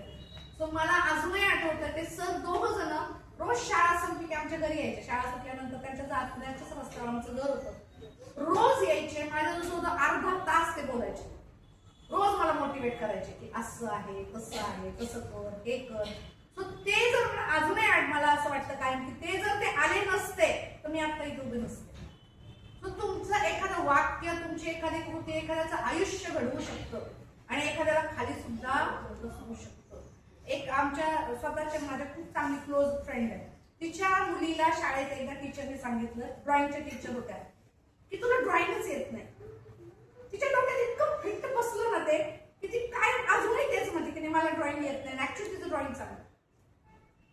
सो तुमची एखादी कृती एखाद्याला उच्च भरारी पण मारायला लावू शकते आणि एखाद्याला खाली सुद्धा नेऊ शकते. सो ती मोटिवेटरची भूमिका तुम्ही कशी करता आणि तो विद्यार्थी कसा आहे हे तुम्ही बघा. सायकोलॉजीमध्ये आम्ही काय सांगतो की पॉझिटिव्ह सायकोलॉजीमध्ये प्रत्येक विद्यार्थ्याला फटका द्यावा लागेल का? एखाद्या शब्दाचा माल सुद्धा पुरेसा असतो. सो ऑब्झर्वर म्हणून मला कळलं पाहिजे की या विशिष्ट विद्यार्थ्याला कशा पद्धतीची शिक्षा म्हणून काय केलं पाहिजे. एखाद्याला मात्र फटकेच द्यावे लागतात. फटका बसल्याशिवाय तो नीट नाही होत. मात्र एखाद्याला तो फटका दिला तर तो खाली बसतो, तो परत येणार नाही वरती. सो त्या ऑब्झर्वेशनने त्या इंटरॅक्शनने तुम्हाला कळतं की कुणाला फटका मारायचा आणि कुणाला शब्दाचा मार द्यायचा. हे तुमच्या अनुभवानुसार तुम्हाला नक्कीच समजायचं असतं. तुम्ही शाळेत काम करा. नंतर काउन्सिलर, एक काउन्सिलर म्हणून काम करायचंय तुम्हाला. एक फॅसिलिटेटर. फॅसिलिटेटर म्हणजे काय? सुविधा देणारा किंवा हे करणारा. पण त्या सुविधा देण्यासाठी मला त्याच्यातलं आधी अपडेटेड नॉलेज पाहिजे. आजकालची पोरांना तुमचा जमाना आहे एआयचा. मी माझ्या वर्गातल्या विद्यार्थ्यांकडे जाणारे आमच्या लेकरांना इतके ऍप्स माहिती आहेत एआयचे. मला फक्त ChatGPT माहिती आहे. किती वेळात काढेल माहिती आहे तुम्हाला तो. So you need to be updated. Facilitator होण्यासाठी तुमचं नॉलेज, तुमची लँग्वेज किंवा तुमचं सगळं काय व्हॉटेव्हर ते अपडेटेड पाहिजे. माझा मुलगा 11वीला आहे. मी काय मुद्दाम त्याच्याकडे जाऊन बसत असते की त्याचे मित्र आले की त्याला घरी बाहेर नको भेटू, घरात आणत असते. वर्ग घरात का बरं घरात काढायचे? मला नाही अपडेट काढण्यापेक्षा मला कळतं नेमकं कोणते मित्र आहेत बाबा यांचे, कसे प्रकार आहेत हे, काय प्रकार आहेत हे, कोणाबरोबर राहतो. हा खूपदा असं होतं की आम्ही मुली आहेत ना घरात घेऊन येतो मैत्रिणींना आणि मुलं काय करतात रे, खालून आवाज येतो, हॉर्न वाजतो आणि आम्ही पळतो बाहेर. मला आई म्हणून कळतच नाही माझ्या लेकराबरोबर नक्की कोण मित्र आहेत. मी उलट केलेलं आहे लेकरासाठी आमच्या. आजकाल नाईट आउट करता तुम्ही, अगदी ते सेकंडरी पासून त्यांचं 9वी 10वी नाईट आउट. मी खूपदा म्हणते नाही आपल्या घरात कर का, मला कळू देत बाबा तुझे मित्र कोण आहेत, कसे आहेत, त्यांची लँग्वेज कशी आहे, त्यांचं घरातलं वातावरण काय आहे. सो आता त्यांना मी गप्पा मारते मुद्दाम त्यांच्याबरोबर. सो तुम्ही जितकं फ्रेंडली राहाल या विद्यार्थ्यांवर. आता तुम्ही आई बाबा बनायला गेले तर फार अवघड आहे ना. सो थोडेसे मित्र तसंच तुमच्या मुलांबरोबर तुम्हाला तुमच्या स्टुडंट्स बरोबर करावं लागेल. एक मित्रत्वाचं नातं तुमच्या मुलांबरोबर ठेवलं तर ते येऊन सांगणार आहेत तुम्हाला. जनरेशन बदलली, काळ बदलला. आता मी पूर्वीसारखी माझी काठी घेऊन बसले, लाठी घेऊन बसले, तो पडेल लांब. तेच जर मी त्याला जरा राजा राणी करत बोलले तर काय होईल, तो येईल जवळ आणि मग मनातलं बोलणार आहे. सो घरातला गप्पा किंवा घरातलं स्टेज किंवा तुमच्या वर्गातलं सुद्धा शिक्षक म्हणून असं नातं ठेवा की विद्यार्थी बाहेर नाही शोधणार रडण्यासाठी खांदा, तो तुमच्याकडे आला पाहिजे. आणि मग ते मानसिकच्या आता सध्या जे प्रॉब्लेम्स आहेत ना, मेंटल इश्यूज होतात ते होणार नाहीत. तुमच्या सुसाईड्स कमी होतील. त्याच्यामुळे तसं नातं नक्की तुमच्या विद्यार्थ्यांबरोबर पण ठेवा आणि मुलांबरोबर पण ठेवा. आणि लास्ट इज पॉझिटिव्ह कम्युनिकेशन. ठीक आहे, मला नाही आवडत. आता माझ्या मुलांना मी कायम असं नाहीच म्हणू शकत मी पहिली आले होते म्हणून तो पहिलाच आला पाहिजे. तो वेगळा आहे, मी वेगळी आहे. माझ्यासारखाच तो सेम टू सेम झाला पाहिजे, मी 8 तास नाही केला पाहिजे. तसंच तुमच्या विद्यार्थ्यांचं आहे. आमच्या काळात असं होतं आपण खूपदा म्हणतो, पण आता नाही येतो काळ. तुमचे चॅलेंजेस वेगळे होते आमच्या काळात. ते आम्हाला जसं मी आता शोभा मॅडम म्हणले की निबंध लिहायचं म्हणजे आमच्या याच्या पुस्तक पण अवेलेबल नसायचे, बाकी तर सोडून द्या. तर मनाने लिहिल्याशिवाय काही पर्याय नव्हता किंवा कुणाकडनं तर काहीतरी मिळवणं फार दिव्य होतं. तो आमची स्ट्रगल वेगळी होती. आता तुमची स्ट्रगल ही आहे की खूप सारा अवेलेबल आहे. नक्की योग्य कुठलं, मी निवडू काय, हे पण वेगळे चॅलेंज आहे तुमच्या समोरच्या मुलांसाठी. खूप एआय आहे, त्या एआय मधलं उत्तम कुठलं, त्या एआय ला कुठलं नक्की प्रॉम्प्ट देऊ, कशा पद्धतीचं प्रॉम्प्ट देऊ. सो त्यांचे चॅलेंजेस वेगळे आहेत. आपले चॅलेंजेस डोंट कम्पेअर न करता त्यांचे चॅलेंजेस समजून घ्या, त्यांचा प्रॉब्लेम समजून घ्या, त्यानुसार तुम्ही पॉझिटिव्ह कम्युनिकेटर असलात तरच तुमचे विद्यार्थी तुमच्याशी येऊन चांगल्या पद्धतीने बोलणार आहेत आणि वागणार आहेत. So what we can say at the end, a teacher shapes behavior by relationship, not by fear. मला घाबरला म्हणजे मी खूप चांगला शिक्षक आहे असं अजिबात नाहीये. जर तो फक्त तुम्हाला घाबरत राहिला तर तो तुमच्याशी येऊन बोलणार नाहीये. सो असा शिक्षक व्हा की जो त्याचं बिहेवियर शेप करेल, त्याला चांगलं कसं वागायचं हे शिकवेल, त्याला चांगला माणूस म्हणून घडवा, बाकी सगळं होत राहतं. सो हे सगळ्यात महत्वाच्या गोष्टी आहेत. आता हे सगळं झालं, मी गप्पा मारल्या, एवढं सगळं तुम्ही ऐकलं. आता तुम्ही करायचं काय आहे या पीबीएसच्या याच्यामध्ये. सो पहिल्यांदा मी आता ऍक्टिव्हिटी घेणार आहे. साधारणतः किती विद्यार्थी आहेत? 1 2 3 4 5 6 7 8 16 64 साधारणतः आपण असं 6 6 न भेटतो 60 एक विद्यार्थी तुम्ही आहात, बरोबर आहे. सो एक 8 8 64 7 ग्रुप करायचे आपल्याला. सो 7 ग्रुपने आधी डिवाइड व्हा आणि मग मी तुम्हाला टास्क सांगते की आधी पहिल्यांदा टास्क सांगते आणि मग आपल्याला 2 ऍक्टिव्हिटी घेणार आहेत, सेम ग्रुपमध्ये होणार आहे. जो सर्वात आधी जी एक देणार आहे, मी तुम्हाला ग्रुप्स मध्ये डिवाइड करणार आहे, इंग्लिश मध्ये दोन्ही. तुम्हाला जी लँग्वेज सोपी आहे ती तुम्ही पाहू शकता. बायलिंग्वल आहे वर्कशीट सुद्धा.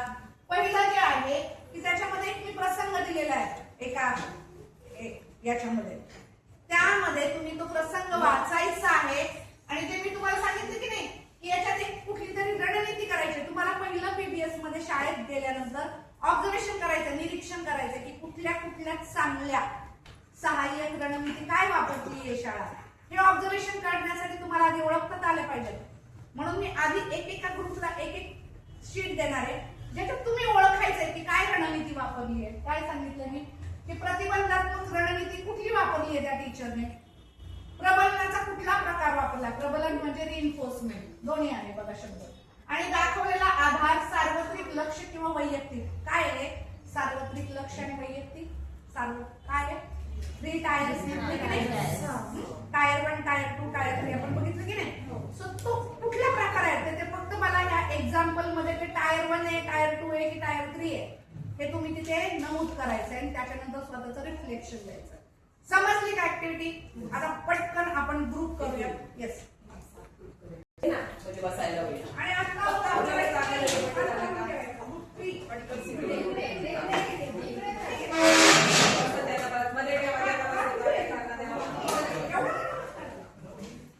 एक्झाम्पल दिलेलं आहे, बरोबर आहे. ऐका, आता सगळे शांत बसा. शाळेमध्ये काय काय पीबीएस संदर्भात ऍक्टिव्हिटी म्हणजे ऑब्झर्व करायचंय आणि दुसऱ्यांना पीबीएस तुम्हाला ऍक्च्युअल द्यायचंय, त्याला पीबीएसच्या प्रॅक्टिसेस लिहून, बरोबर आहे. मग प्रॅक्टिसेस लिहिण्याआधी ओळखता आल्या पाहिजेत ना आपल्याला, म्हणून ती एक अनुभव म्हणून मी पहिली ऍक्टिव्हिटी घेतली की एक अनुभव दिलाय तुम्हाला, तिथे एक एक्झाम्पल दिले. त्याच्यामध्ये काय करायचंय ते वाचायचंय, चर्चा करायची आहे आणि त्याच्यामध्ये प्रतिबंधात्मक रणनीती कुठली वापरली, त्याच्यानंतर प्रबलनाचा प्रकार कुठला घेतलाय आणि टायर कुठलंय ते नमूद करून त्याचं चिंतन एका वाक्यामध्ये द्यायचं आहे. सो ही शॉर्ट ऍक्टिव्हिटी आहे.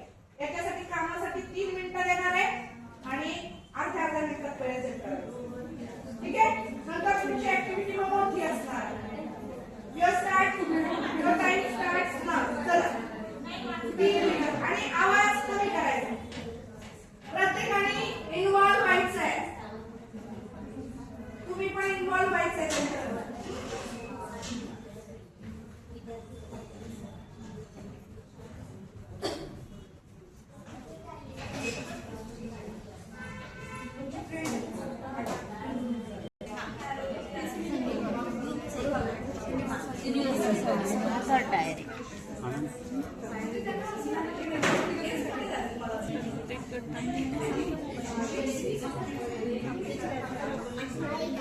आमच्या ग्रुपचाच कार्ड माझं ते पोर्टफोलिओला लावायचं.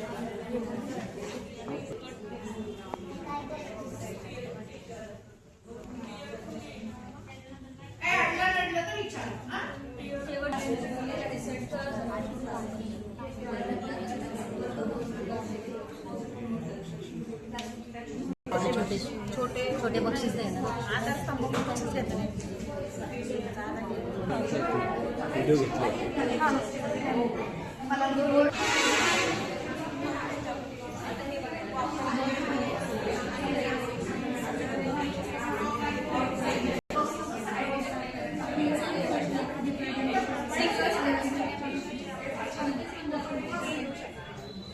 रेडी कार्य समाजचा आहात त्याचा ग्रुप कोण प्रेझेंट करताय आधी हे वाचा आता बाकीच्यांनी शांत बसा. वर्गातील विद्यार्थी एकाच वेळी अरुंद कॉरिडॉर आणि जिन्यांमधून धावत जातात, ज्यामुळे वळणांजवळ एकमेकांना धडकण्याचे प्रकार घडतात. यावर उपाय म्हणून शाळेने जमिनीवर एकेरी दिशादर्शक बाण रंगवले. वेगवेगळ्या विभागांसाठी सुट्टीच्या वेळेत 2 मिनिटाचा फरक ठेवला आणि वरिष्ठ विद्यार्थ्यांना गर्दीच्या ठिकाणी शांतपणे लक्ष ठेवण्यास सांगितले. 2 आठवड्यात कॉरिडॉरमधील गर्दी लक्षणीयरित्या कमी झाली आणि पुढे कोणतीही धडक झाल्याची नोंद झाली नाही. Very good. आता याच्यात काय आहे? पहिलं काय आहे? प्रतिबंधात्मक रणनीती काय वापरली? त्यांनी ते प्रिंटेड बनवे ॲरोज दाखवले आणि 2 मिनिटाचा ब्रेक ठेवला हा आणि मॉनिटर बाय सिनियर्स. हा त्याच्यामुळे ही प्रति आलं लक्षात सर्वांना की कॉरिडॉर मधली जी गर्दी व्हायची तास संपल्यानंतर ते प्रतिबंधात्मक उपाय त्यांनी तसा केला. आता याच्यामध्ये काय आहे? आधार काय आहे? दिलेला आधार काय दिला? वापरलेले काय केलं? हा रिइन्फोर्समेंट काय दिली? त्यांनी ते 2-2 मिनिटाचा ब्रेक ठेवला. मॅनेजमेंट साठी काहीतरी ठेवलं म्हणाली तू? 2 मिनिटाचा ब्रेक ठेवला. आणि याची काय आहे? टायर कुठला आहे? युनिव्हर्सल. कारण की पूर्ण शाळेचा प्रॉब्लेम होता, शाळेचा, वैयक्तिक किंवा वर्गाचा नव्हता. आलं बरोबर आहे? करेक्ट आहे का त्यांचं ऑपरेशन? हो की नाही? Very good. ओरडायचा किंवा जागेवरून उठून जायचा. शिक्षिकेच्या लक्षात आले की हे बहुतांश वेळा दीर्घ लेखन कार्यादरम्यान घडते. त्यांना उघडपणे शिक्षा करण्याऐवजी त्यांनी रोहनला हालचाल पास दिला. जेव्हा त्याला अस्वस्थ वाटेल तेव्हा तो शांतपणे एका ठराविक कोपऱ्यात जाऊन परत येऊ शकत असे. प्रति तास एकदा तिने त्याला लेखन कार्यासाठी लहान टप्प्यामध्ये विभागलेली एक दृश्य तपास यादी देखील दिली. त्याचा त्रासदायकपणा लक्षणीयरित्या कमी झाला आणि इतर विद्यार्थ्यांवर याचा परिणाम झाला नाही. Very good. आता याच्यात सांगा पहिला टप्पा. पहिला टप्पा आहे की त्या शिक्षकांनी त्यांना हालचाल पास दिला त्याला, कारण त्याला एका जागी बसायची सवय नव्हती. हा उपाय केला बघा. एडीएचडीचे विद्यार्थी असं खूपदा करतात. येस. मग तो उपाय केला. मग त्यांनी काय वापरलं की त्याला लहान टप्प्यामध्ये काम दिलं. Very good. आणि नंतर मग त्याचा स्तर कसा होता? वैयक्तिक, म्हणजे त्याला वैयक्तिक शिक्षण. अगदी बरोबर. इंडिव्हिज्युअलाइज्ड होता. Very good. प्रकरण 4 शांत स्थिती भिंत. इयत्ता 5वीच्या शिक्षिकेने एक चांगल्या निवडीची भिंत तयार केली, जिथे एखादा विद्यार्थी मदत करताना प्रामाणिकपणे किंवा कामात व्यग्र असताना दिसला की ती त्याचे नाव असलेली चिठ्ठी लावते. कोणतीही गोष्ट न करता कामाच्या वेळेस शांतपणे आठवड्याच्या शेवटी संपूर्ण वर्गात एकत्र भिंतीचे पुनरावलोकन करतो आणि यादीत असलेल्या सर्वांसाठी टाळ्या वाजवतो. जे विद्यार्थी भिंतीवर नसतात त्यांना ती कधीही वेगळे काढून टीका करत नाही. तर याच्यामध्ये जे कार्य दिले की पहिलं आहे की पॉझिटिव्ह स्ट्रॅटेजीज यूज, वापरलेली प्रतिबंधात्मक रणनीती. पॉझिटिव्ह वॉल त्यांनी क्लासमध्ये क्रिएट केली, की ज्याच्यामुळे पॉझिटिव्ह एन्व्हायरमेंट क्लासमध्ये क्रिएट झालं. त्याच्यामुळे बाकीच्या मुलांमध्ये पॉझिटिव्हिटी क्रिएट झाली की ते आपणही काही गोष्टी चांगल्या कराव्यात. And then next one is reinforcement use, म्हणजे वापरलेली पुनर्बलन. त्याच्यामध्ये क्लासरूम प्रिव्हिलेजेस, की ज्याच्यामध्ये त्यांनी क्लासमधले सिलेक्टेड मुलं शोधली की त्यांनी सिलेक्टेड मुलं शोधून त्यांना पर्टिक्युलर मेन्शन केलं की हा याच्यामध्ये बेस्ट आहे. सपोज कोण रीडिंगमध्ये असेल किंवा कोण क्लिननेसमध्ये असेल, युनिफॉर्म वेअर पर्टिक्युलर करत असेल, तर अशी मुलं सिलेक्ट करून हे केले, त्यांना प्रबंधन रिएन्फोर्समेंट केले. And then last one is support universal targeted individualized. त्याच्यामध्ये युनिव्हर्सलाइज्ड येईल, कारण त्यांनी पूर्ण क्लासमध्ये युनिव्हर्सल म्हणजे पूर्ण शाळा. सॉरी टार्गेटेड मध्ये. इयत्ता 8वीच्या एका बहुतांश वर्ग व्यवस्थित काम करत असला तरी 3 गट भूमिका आणि साहित्य भांडत होते. शिक्षिकेने या 3 गटांना स्वतंत्रपणे बाजूला बोलावून त्यांना एक छोटी गट करार पद्धत शिकवली. काम सुरू करण्यापूर्वी प्रत्येक गटाने भूमिका आणि मतभेद हाताळण्यासाठी एक नियम लिहिला. तिने फक्त या गटांची दर 10 मिनिटांनी अंगठा वर अंगठा खाली अशा खुणेने संपर्क साधला. वापरलेली प्रतिबंधात्मक रणनीती ग्रुप वर्क आणि ग्रुप आयडेंटिफाय करून त्यांना स्वतंत्रपणे बाजूला बोलवले.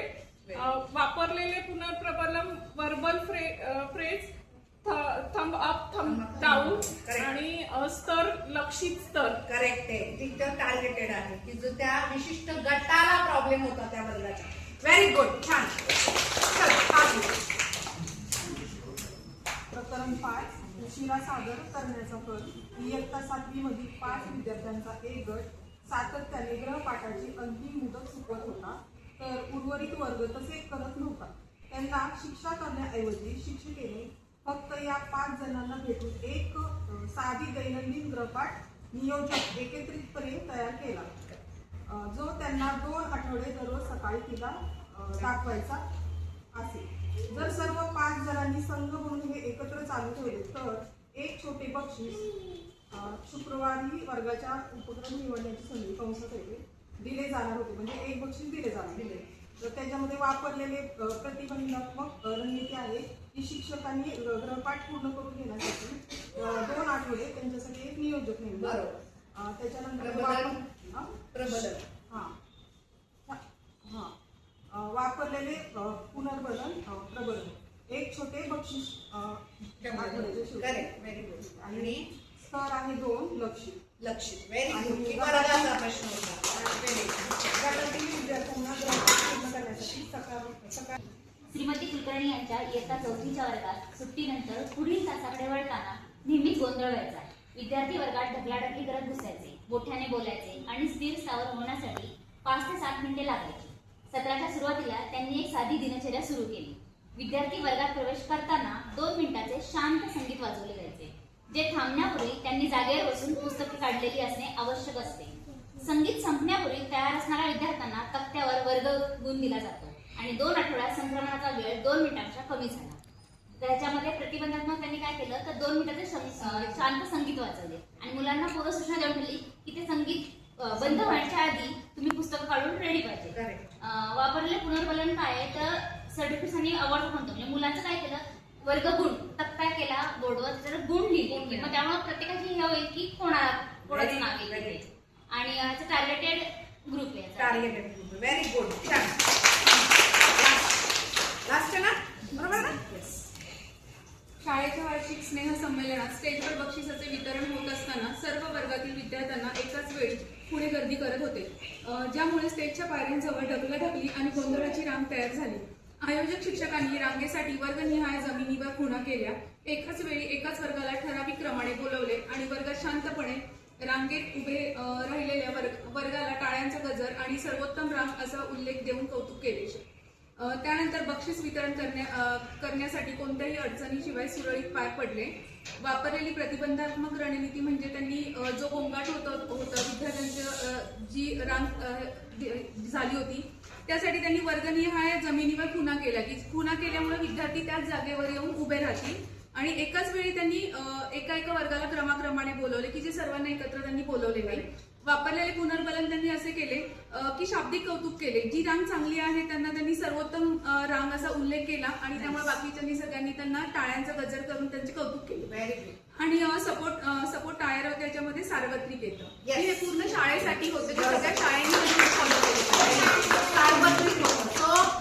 काही सार्वत्रिक होते, काही टार्गेटेड होते, इंडिव्हिज्युअल होते. आता हे तुमचं झालं ऑब्झर्वेशन.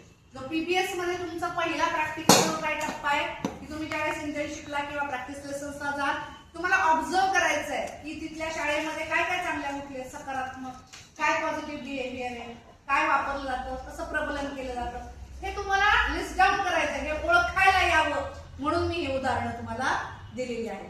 आता पुढचं एक सिच्युएशन देणार आहे. सो आधीच्या कार्यपत्रिकेप्रमाणे ही पत्रिका नाही आहे, तर याच्यामध्ये एक परिस्थिती दिलेली आहे की शिक्षकांनी काय केले, काय सांगितलेलं होतं आत्तामध्ये. आता इथे तुम्ही शिक्षक आहात. आता रणनीती तुम्हाला बनवायची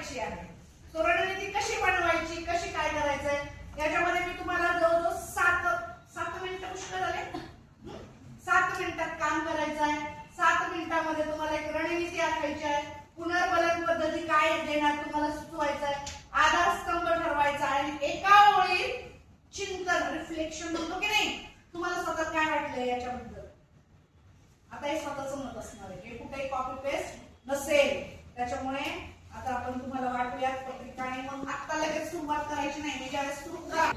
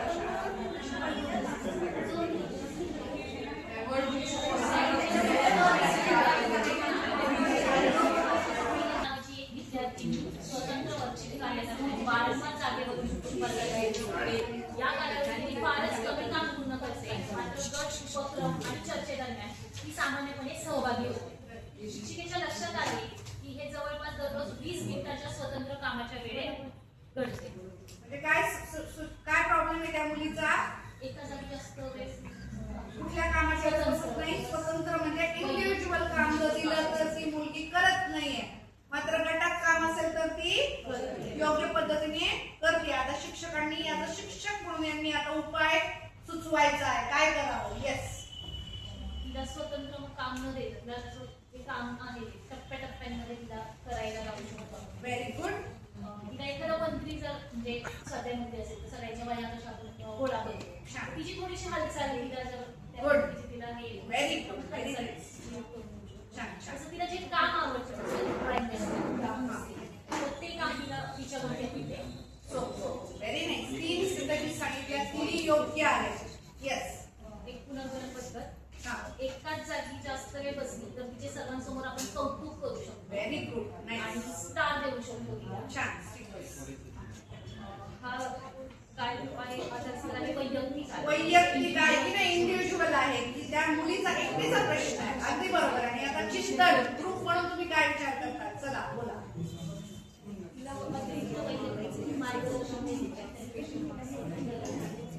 नाही, चिंतनामध्ये काही कसं पहिलं दुसरं कुणी काही नाही येणार. दररोज सकाळी शाळेच्या प्रार्थना सभेदरम्यान विविध वर्गातील विद्यार्थ्यांना शांत व व्यवस्थित रांगेत उभे राहण्यास त्रास होतो. ढकलाढकली, बोलणे, नेमलेल्या जागी पोहोचण्यास होणारा उशीर यामुळे प्रार्थना सभा सुरू होण्यास दररोज काही मिनिटे उशीर होतो. हा प्रकार जवळपास सर्वच वर्ग आणि इयत्तांमध्ये दिसतो, फक्त काही तुकड्यापुरता मर्यादित नाही. तर याच्यामध्ये एक प्रतिबंधात्मक रणनीती म्हणून मी सर्वप्रथम प्रत्येक वर्गाची ठराविक जागा जी चिन्हांकित करून रंगीत खून केलेली असेल, त्याचबरोबर प्रत्येक वर्गाचा एक वर्ग प्रमुख असेल जो ती लाईन मेंटेन करण्यासाठी पुढे असेल. त्याच्यानंतर आहे एक पुनर्वलन पद्धत सुचवेन. त्याच्यामध्ये सुपर लाईन क्लास म्हणून मी त्या वर्गाला किंवा तुकडीला मी प्रमोट करेल किंवा त्यांना मी हे करेल, ॲप्रिशिएट करेल. त्याचबरोबर गुड बिहेवियर कार्ड देईन त्या लाईनला. त्याचबरोबर आहे ग्रीन कार्ड आणि रेड कार्ड म्हणून, ज्याच्यामध्ये त्यांचं जर सपोज रेड कार्ड असेल किंवा त्यांचं बिहेवियर चांगलं नसेल तर त्यांना मी रेड कार्ड देईन. त्यानंतर ही थर्ड टायर आहे युनिव्हर्सल. बरोबर आहे.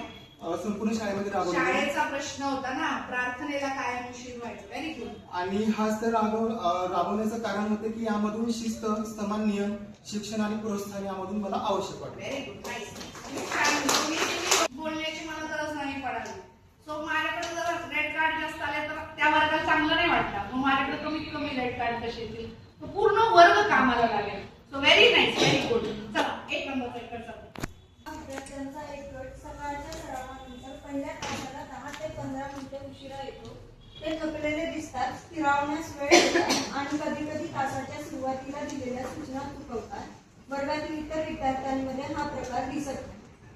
तर याच्यामध्ये पहिलं आहे की जी स्ट्रॅटर्जी आहे त्याच्यामध्ये आपण इन्स्ट्रक्शन ह्या एंड ऑफ द क्लास पण देऊ शकतो परत की ज्या काही इन्स्ट्रक्शन आपण दिलेल्या आहेत त्यामुळे त्या मुलांच्या त्या चुकणार नाही. आणि जो काही त्यांचा वेळ आहे सरावाचा वेळ आणि क्लास सुरू व्हायच्यामध्ये 15 मिनिट त्यांना 10 ते 15 मिनिटं गॅप मिळेल असं आपण त्यांच्याशी बोलू शकतो किंवा जे क्रीडा शिक्षक आहे त्यांच्याशी बोलून तो 10 ते 15 मिनिटाचा गॅप क्रिएट करू शकतो.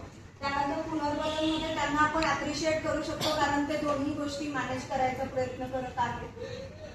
मुद्दा काय आहे आपल्याला की ते रोज उशीर येतात, तर त्यासाठी ती लवकर वेळेत येण्यासाठी अजून एका दुसरी तुम्ही हे सांगितलं की क्रीडा याच्याशी बोलू 10-15 मिनिटं, पण काय केल्याने ते लवकर येतील?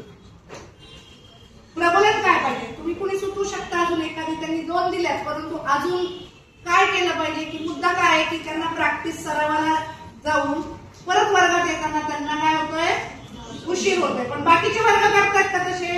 नाही करत. हा एकच वर्ग असा आहे की सगळेच खेळायला जात आहेत, सगळेच प्रॅक्टिसला जात आहेत, परंतु ते सगळे वेळेत येतात वर्गामध्ये तासिका सुरू होण्यापूर्वी. मात्र हा एकच वर्ग जो आहे तो रोज लेट होतोय. बरोबर आहे? मुद्दा आहे. याच्यासाठी काय करू शकतो आपण? रिझन बघितलं जाईल अगोदर किती का लेट असावी. त्यांना शेवटचं तास खेळायला द्यायचं. पण प्रत्येक अगोदर कसं कुठलं हे लक्ष म्हणजे दोघं ऍज अ बॅलन्स करून अगोदर खेळणं करून मग थोडे 5 मिनिटं अगोदर निघून मग दुसऱ्या तासासाठी जाणं योग्य ठरेल.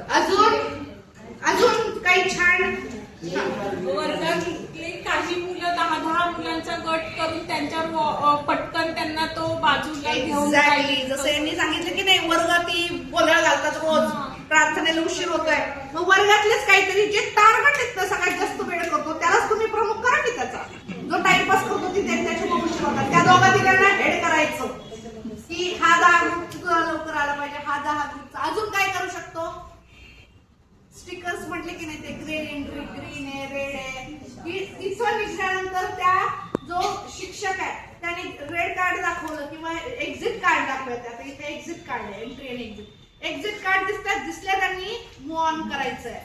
किंवा जे लवकर येतील त्या दिवशी त्यांना काहीतरी अप्रिशिएट करा वर्गामध्ये. इथे काय सांगितले की ती मुलं फक्त खेळण्यासाठीच जातात आणि खेळून ते आल्यावर 10-15 मिनिटं थकतात. हो ना, मग त्याच्यासाठी तर तसं करू नये म्हणून त्याला अप्रिशिएट जर झालं, त्याचं कुठतरी अप्रिसिएशन झालं तर तो वेळेत लवकर येण्याचा प्रयत्न करेल ना.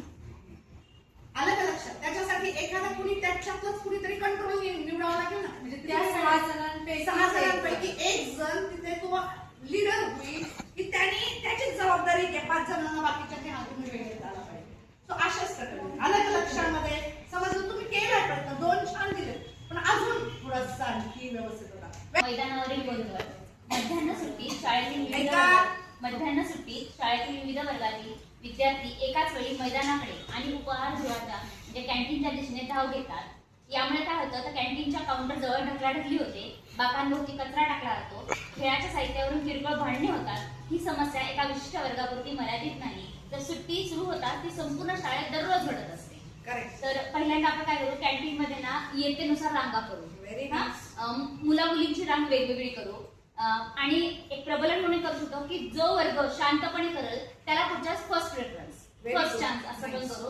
नंतर मग स्टेशन रोटेशन आपण एक मोड आहे तो करू शकतो की आपण काय करू, जी कॅन्टीन मध्ये मुलं आहेत ती पुढच्या ग्राउंडवर पहिल्यांदा, म्हणजे ग्राउंडवर आहे ती नंतर इकडे म्हणजे सर्क्युलेशन त्याच्यामध्ये रोटेशन करू शकतो आपण. खेळाच्या साहित्याचे आपण वार इयत्ता असणं वेळापत्रक करू शकतो. ह्या वर्गाला हे खेळ साहित्य ह्या वेळेला ह्या वाराला. आता प्रबलन काय करणार आपण, तर जो शिस्तीत नियमांचं पालन करेल त्याचे तोंडी कौतुक करू आपण, त्यांना 4 पॉईंट्स देऊ. म्हणजे फर्स्ट चान्स फर्स्ट प्रेफरन्स म्हणतो आपण, जो चांगला करेल त्याला first preference on next day. नंतर मग आवडत्या खेळात साहित्य घेण्यास त्यांना फर्स्ट प्रेफरन्स देऊ, म्हणजे ह्यांनी चांगलं केलं ना पुढच्या तुम्हाला काय आवडतं ते तुम्ही घ्या असं.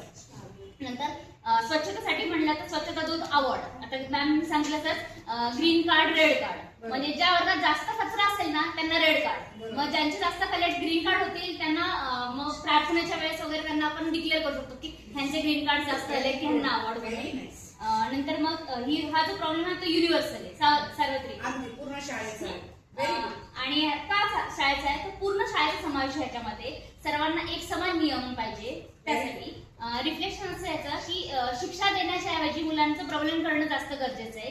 नीट नियोजन शाळेने जर केलं, टाइम टेबल केलं की रांगांसाठी नीट एखाद्या प्रशिक्षक शिक्षक तिथं नेमला की नीट रांगा करतात की नाही मुलं, तर ते होऊ शकतं. आणि चांगल्या वर्तनाचं मुलांचं जर कौतुक केलं तर मुलांमध्ये जबाबदारीची जाणीव निर्माण होईल की आपण चांगलं काहीतरी केलं की आपलं अप्रिशिएट करतो आपल्याला, मग ते पुढच्या अजून चांगलं. Very good, very nice. Residential जशी नसती तिथं लंच त्या मुलांचं काय शाळाच देते. शाळा मी स्वतः इंटर्नशिप मध्ये बघितलेले. त्यांनी काय केलेलं आहे गोंधळ होऊ नये म्हणून स्लॉट दिलेले की पहिली दुसरीचं काय असेल ना तर त्यांना या वेळेत जेवण आहे, त्याच्यानंतर पुढच्या टप्प्यात पुढच्या याचं जेवण आहे. सो त्याच्यामुळे तो गोंधळ कमी होता. अजून एक मला एक सुचलं जे मी सांगू इच्छिते की जेवणासंदर्भात आहे. प्रबलन काय देऊ शकतो रे, जे सगळ्यात छान उत्तम वागले, स्वच्छता ठेवली, त्यांना काय देऊ शकतो एक्स्ट्रा? स्वीट. एक्झॅक्टली, तिथं स्वीट्स असणार ना ते त्याला एक्स्ट्रा द्या. व ते त्यासाठी कारण की तिथली गोष्ट आहे ना. मग खाण्यासंदर्भात स्वीट तिथलं जसं आपण स्टार असेंब्लीमध्ये पण करू शकतो. पण तिथं जर जेवण आहे जेवणाशी तर मग त्याला त्या दिवशी स्वीट अनलिमिटेड घ्या तुम्हाला हवं ते. तर त्यासाठी ते प्रबलन राहील की मी आज छान वागलो तुम्हाला जेवायला स्वीट डबल मिळणार यासाठी. परिस्थिती आहे मागील रांगेतील गप्पा. इयत्ता 9वीच्या वर्गात मागील बाजूला एकत्र बसणारे 4 विद्यार्थ्यांचा एक गट तासात जेवणानंतर लगेच सातत्याने आपापसात बोलतात आणि चिठ्ठ्या पाठवतात. एक वर्ग या वेळेत लक्ष देऊन असतो. हा प्रकार जवळपास रोज घडतो. तर याच्यासाठी प्रतिबंधात्मक सुचवतात की मागे बसणारे चार विद्यार्थ्यांच्या गटाला स्वतंत्रपणे बोलवायचं, त्यांना का बोलतो त्याचं कारण विचारायचं, त्यांच्यातल्या गप्पा काय आहेत, विषय काय असतात ते बोलण्याचं ते त्यांना विचारायचं. आणि प्रबोधन करताना त्यात अजून एक कळतं की सिटिंग अरेंजमेंटच अशी ठेवायची की रोटेशनल, ते मागचे बसणारे विद्यार्थी पुढे येतील की जेणेकरून ते पुढे आल्यानंतर शिक्षकांचं लक्ष जास्त राहत असल्यामुळे ते गप्पा मारणार नाही. आणि इव्हन तो जेवणानंतरचा तास मग त्यावेळेस जास्त करून विद्यार्थ्यांना एक स्लिपी मोड मध्ये जातात, तर त्यामुळे कृतीयुक्त असा खेळ ठेवायचा की जेणेकरून ते त्यात सहभागी होतील. क्लासरूम प्रिव्हिलेज ह्याच्यामध्ये होईल एक वर्गाचं मॉनिटर बनवायचं त्यांना. सगळ्यात कारण पोराला मॉनिटर बनवायचं. शिक्षकांना हेल्प करायला सांगायची किंवा जाताना कधी कधी फळापूस किंवा काय अशा गोष्टी करता येतील. आणि हा गट आहे लक्षित गट, ते 4च विद्यार्थी करत होते. तर हा स्थळ निवडण्याचं कारण की सगळे विद्यार्थी शांत बसत होते, परंतु ते ठराविक 4 विद्यार्थीच होते की जे दंगा करायचे, म्हणून हा लक्षित गट येतो. आणि त्यांना चांगलं वागल्यानंतर एक प्रबलन म्हणून त्यांना एक स्टार देऊ शकतो किंवा त्यांचं एक बरोबर कौतुक करू शकतो. Very good, nice. अस्वस्थ संपूर्ण वर्ग. येत्या दुसरीच्या वर्गात विद्यार्थी वारंवार हात उचलता उत्तरे ओरडून सांगतात, परवानगीशिवाय जागेवरून उठतात आणि सुट्टी व जेवणासाठी शांतपणे रांगेत उभे राहण्यास त्रास होतो. हे जवळपास संपूर्ण वर्गात घडते, फक्त काही विद्यार्थ्यांपुरते मर्यादित नाही आणि हे दिवसभर घडते. तर फर्स्ट आहे याचा पर्पज. प्रिव्हेंटिव्ह स्ट्रॅटेजी याच्यात काय करता येईल तर एक नियमावली बनवता येईल. त्या नियमावलीनुसार पॉईंट्स देण्यात येतील. ते पॉईंट्स जे नियम पाळतील त्या म्हणजे आधी ग्रुप बनवून ते जो ग्रुप ते नियमावली पाळेल त्याला पॉईंट जास्त आणि ते जे नियमावली पाळणार नाही ते पॉईंट्स कमी होते. तर ते एक प्रतिबंधात्मक रणनीती सुचू शकतो आपण. त्यानंतर एक पुनर्बदल पद्धत म्हणजेच जे आठवड्याभरामध्ये जे काही जो कोणता गट आहे त्या गटाला पॉईंट्स देण्यात येतील आणि ते पॉईंट्स त्या गटाचं नाव घेऊन डिस्प्ले करण्यात येईल. त्याच्यामुळे त्या गटाचं बक्षीस पण देण्यात येईल आणि त्यांचा कौतुक घेण्यात येईल. नंतर हा फक्त दुसरीचा वर्ग असल्याने हा टायर ग्रुप 2 आहे, म्हणजे लक्षित गट आहे. शेवटी वन लाईन रिलेशन चिंतन सांगायचं म्हणल्यावर बक्षीस मिळवण्याच्या उद्देशाने जे नकळतपणे शिस्तीत वागतील आणि सकारात्मक बदल घडेल. Very good, very nice. परिस्थिती पाठ शांत विद्यार्थी. इयत्ता 6वीच्या वर्गात आरव नावाचा विद्यार्थी एक गट कार्यादरम्यान समवयस्कांसोबत काम करते टाळतो. उपक्रमादरम्यान एकदा बसतो आणि थेट प्रश्न विचारला तरी क्वचितच बोलतो. तो वैयक्तिक काम चांगले पूर्ण करतो, पण गट कार्य ज्यावेळी होत असतो स्पष्टपणे अस्वस्थ होतो. अलूफ असतो बघा हा विद्यार्थी एकाकी राहतो. प्रतिबंधात्मक रणनीती. आरवला गट कार्य करण्यासाठी त्याच्या जवळचे जे मित्र आहेत त्याच्याबरोबर गटात सहभागी करावे. त्याचबरोबर त्याला आवडणारे कार्य करायला जावे गटात असताना. पुनर्बलन. आरवला केलेल्या कामासाठी शिक्षकांनी प्रोत्साहन द्यावे. सर्व वर्गासमोर उभा करून त्याचे कौतुक करावे आणि वाटल्यास बक्षीस देऊ शकतो, स्टार स्माइली हे पण देऊ शकतो. त्याच्यानंतर स्तर आहे वैयक्तिक स्तर, बरोबर आहे. चिंतन. आरोग्य कौतुक केल्यामुळे त्याचा आत्मविश्वास वाढेल व गटात काम करण्यास त्याला प्रोत्साहन. Very good. झाले सर्वांचे आलं लक्षात. इंटर्नशिप मध्ये, प्रॅक्टिस लेसन्स मध्ये, अकॅडमिक्स काही अकॅडमिक्सचे होते बघा, शिकवतानाचे होते, काही खेळातले होते. म्हणजे मग फक्त मला शिकवतानाच बेस्ट प्रॅक्टिसेस ऑब्झर्व करायच्यात का? नाही.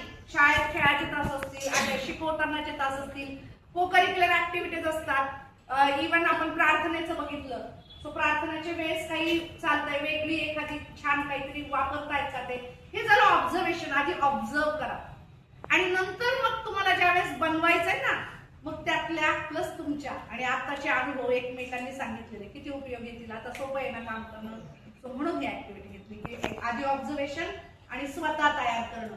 सो इतरांचे अनुभव, तिथे ऑब्झर्व केलेल्या गोष्टी सुद्धा तुम्हाला प्रबलनामध्ये, प्रॅक्टिसमध्ये करायचे.